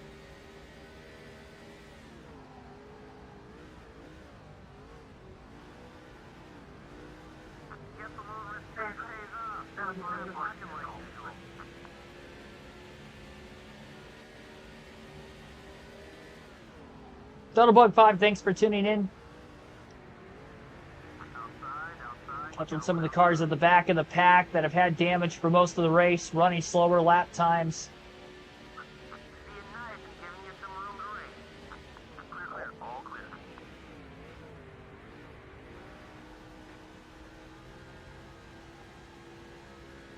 Get by Joe Nemechek up here. We're going to have a lot of clean air in front of us again.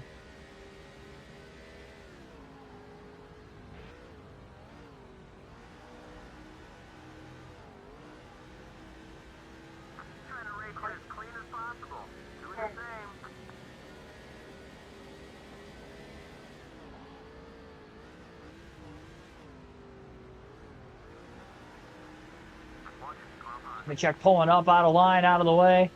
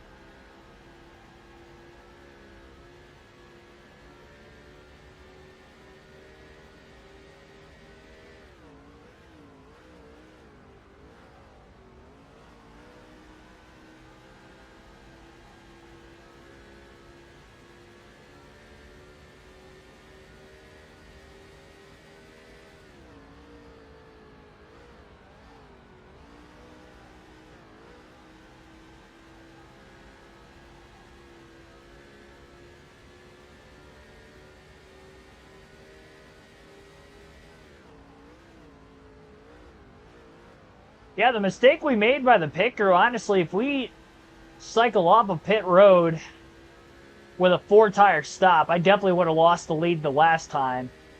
Because we were a second ahead of Kevin Harvick, taking only the left sides. But it took a while to get the complete car full of gas because of the mistake by the fuel man.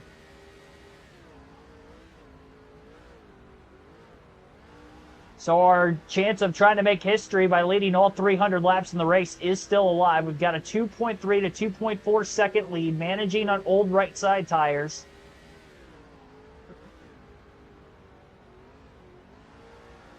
$30 laps to go at the line.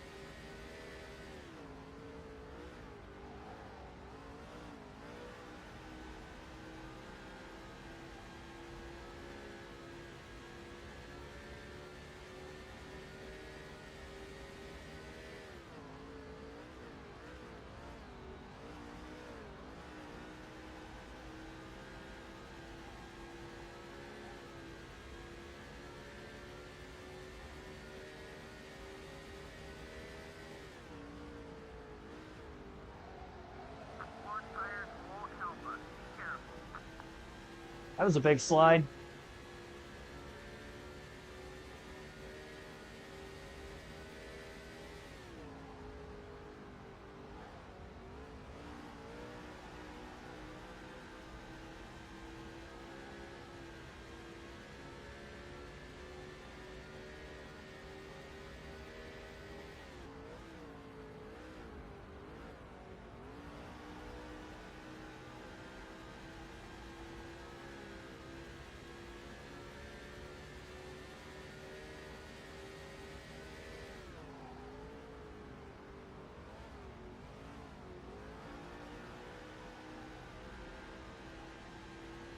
Oh boy.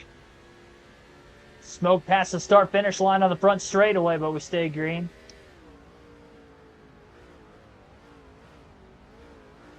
It definitely wouldn't have been for me.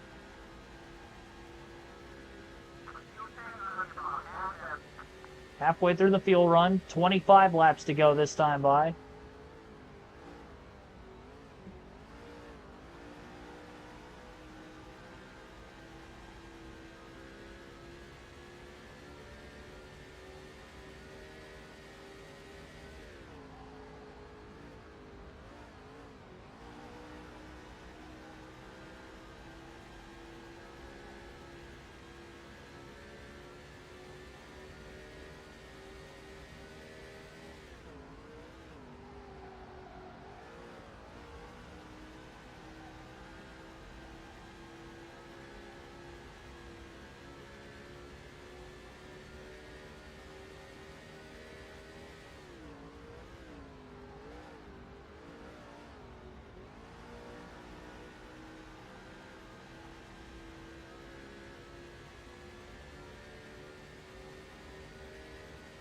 Yeah, I heard about NASCAR Heat 5 servers shutting down soon.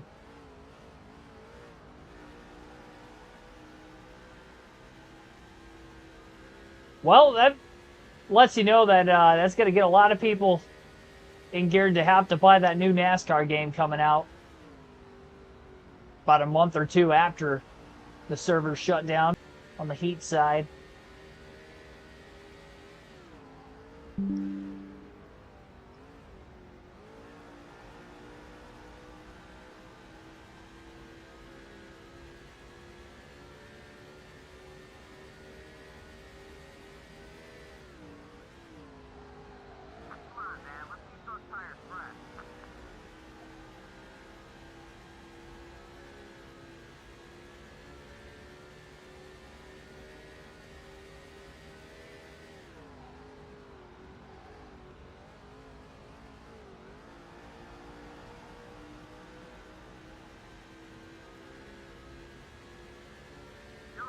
Caution. Caution's out with 21 laps to go here at New Hampshire. And don't know if that was AJ Allmendinger or Brian Vickers. It was one of the Red Bull cars. It was AJ. And it was off the front bumper of Joe Nemechek. But the caution flag is out. This race is not over yet. We're going to have a restart with less than 20 to go. And we still have the old right side tires. Lappers underneath us. Jeff Gordon's car is just destroyed. He'll be the first car lap down on the restart. Green flag back in the air. 18 laps to go here at New Hampshire. Good launch in the restart zone for Casey Kane. And the fight for second place in our rearview mirror is on off turn 2.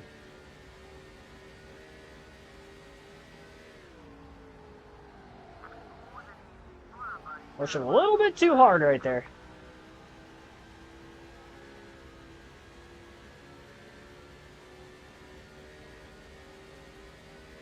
Plan on making an NCAA basketball game. I've never played one of the NCAA basketball games. I thought about picking it out from the old game shop whenever I've seen it. When I go to get PS2 games.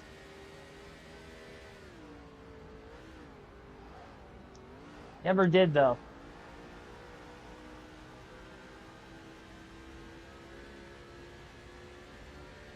I've heard they were good.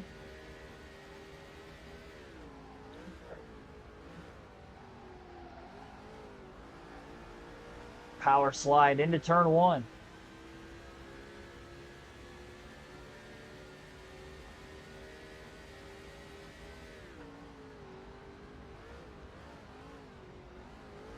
For the most part, though, we were able to grow the lead out pretty quickly again. 1.7 seconds ahead, 15 laps to go.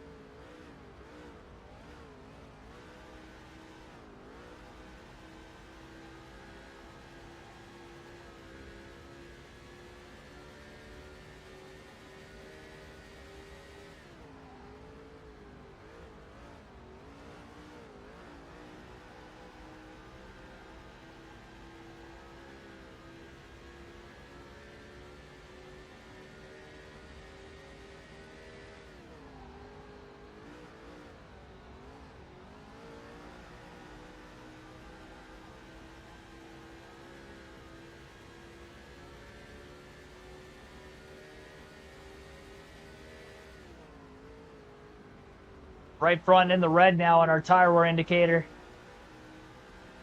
12 laps to go at the line.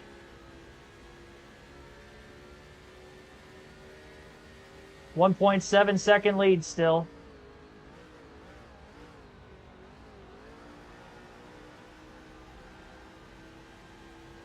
Still able to manage the gap pretty well.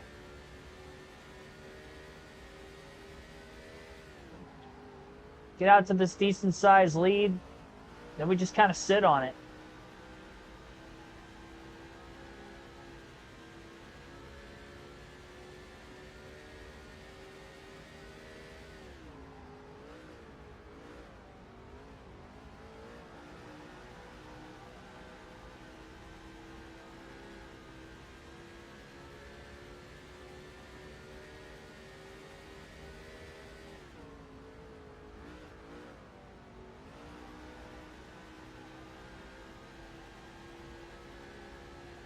Oh. 10 to go. I was a little too committed there.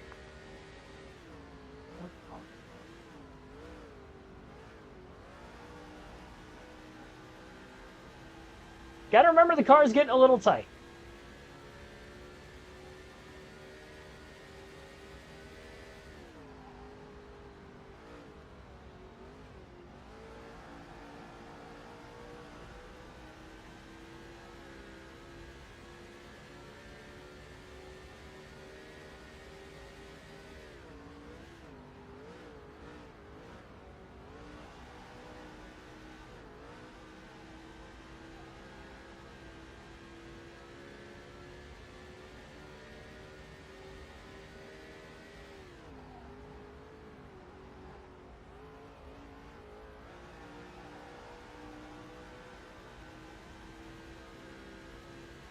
Eight to go.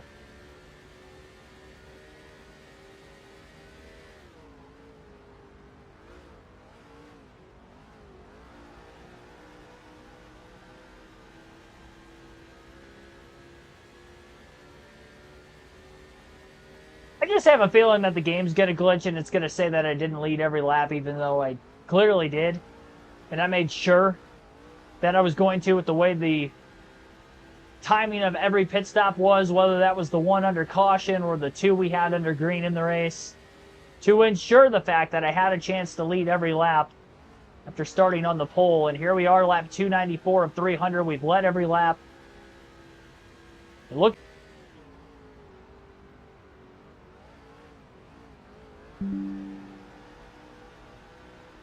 It'll be the first time on the channel for NASCAR 08 we've led every lap in a race across any of the top three series. Wouldn't have guessed that the Cup Series was going to be the series that I break through to do that the first, with the races being the longest. This one today having 5 cautions. It wasn't a completely straightforward race by way of exactly knowing when to pit, but We had a pretty good gauge on it. Especially at that first field run going caution-free. I think that really helped kind of shape forward the rest of the race. I knew we could go 79 laps on a full tank right off the rip. So the way the cautions played out from then on out, at least we knew about where we could have went.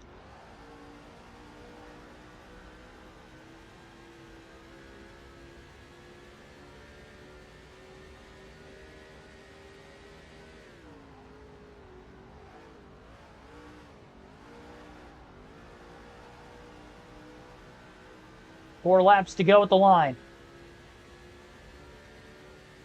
Just trying to get to the white flag now.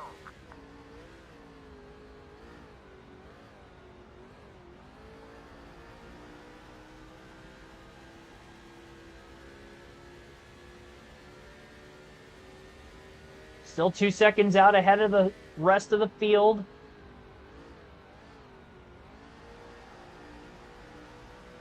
Three laps to go now for Casey Kane. Get us to double digits on the win list. Be the third time this season we've won back-to-back races. We have not won 3 in a row. We go to Daytona next. It's going to be a pretty tough track for us to try to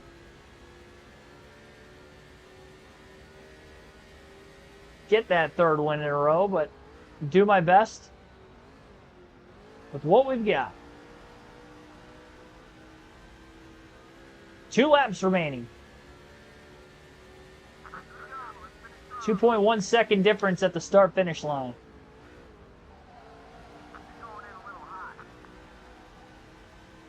Yes, that was a little hot. We're good.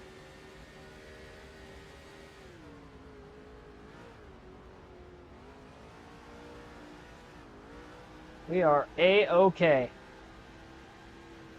White flag in the air, 1 lap to go.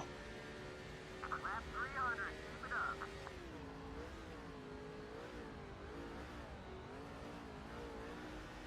Quite literally a perfect race on the stat sheet for Casey Kane. Qualified on pole, we're going to lead all 300 laps. We never really had more than a 3.5 to 4 second lead with the way the 5 cautions planned out in this race, but was dominating nevertheless, and Casey Kane is going to come through and win. Let's go. We got the win. Oh yeah, you're the man. Great race. Let's go. The only pit strategy needed today was to lead all 300 laps and ensure of it because we had the speed to back it up. That's awesome.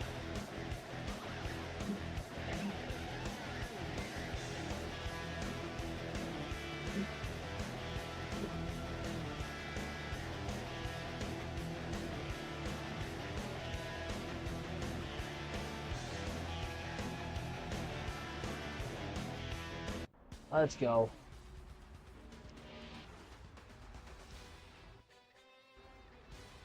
All right, 200. Yeah, see what I mean? It says I led 294. I led all 300. I can confirm that. 10 lead changes apparently when... Yeah, I don't know why it does that. It says we had 10 lead changes even though I led every lap. And even though the stat sheet says I didn't lead every lap, we led all but 6, but we still had 10 lead changes. 5 cautions, that is accurate. 2 hours, 40-second margin of victory, 117.25 mile per hour average race speed. But I did lead all 300 laps from the pole. Don't look at that. Bonus points for Kenny Schrader, Robbie Gordon, David Reagan, Dale Jarrett, Jeff Burton, Kevin Harvick. Even though they didn't actually lead a lap, they get a free 5 bonus points. Jeff Green, David Gillen, Tony Stewart, Michael Waltrip were the 4 drivers who DNF'd. AJ Allmendinger brought out the last caution, but he did stay in the race, finished 4 laps down. And as far as the number of cars that finished on the lead lap, 29 cars finished on the lead lap. Our teammate Scott Riggs finished last car on the lead lap at 29th, and Elliott Sadler finished 21st on the lead lap as well. That is going to wrap up tonight's stream. Be sure to hit the like button if you haven't done so yet. Subscribe for more NASCAR content like this every NASCAR race weekend. We will be back at it again On Sunday afternoon before the Cup race for NASCAR 08, as far as tomorrow goes, we will have a doubleheader of live commentary streams beginning with the NASCAR Cup Series practice and qualifying session at Sonoma at 1:30 p.m. Eastern, and then the Xfinity race live at 4:30 p.m. Eastern. I'll put a post out in the community tab before I go to bed tonight as far as what time those streams will begin. So hope to see you for those. Thanks for watching, everybody, and again, have a good rest of your Friday evening.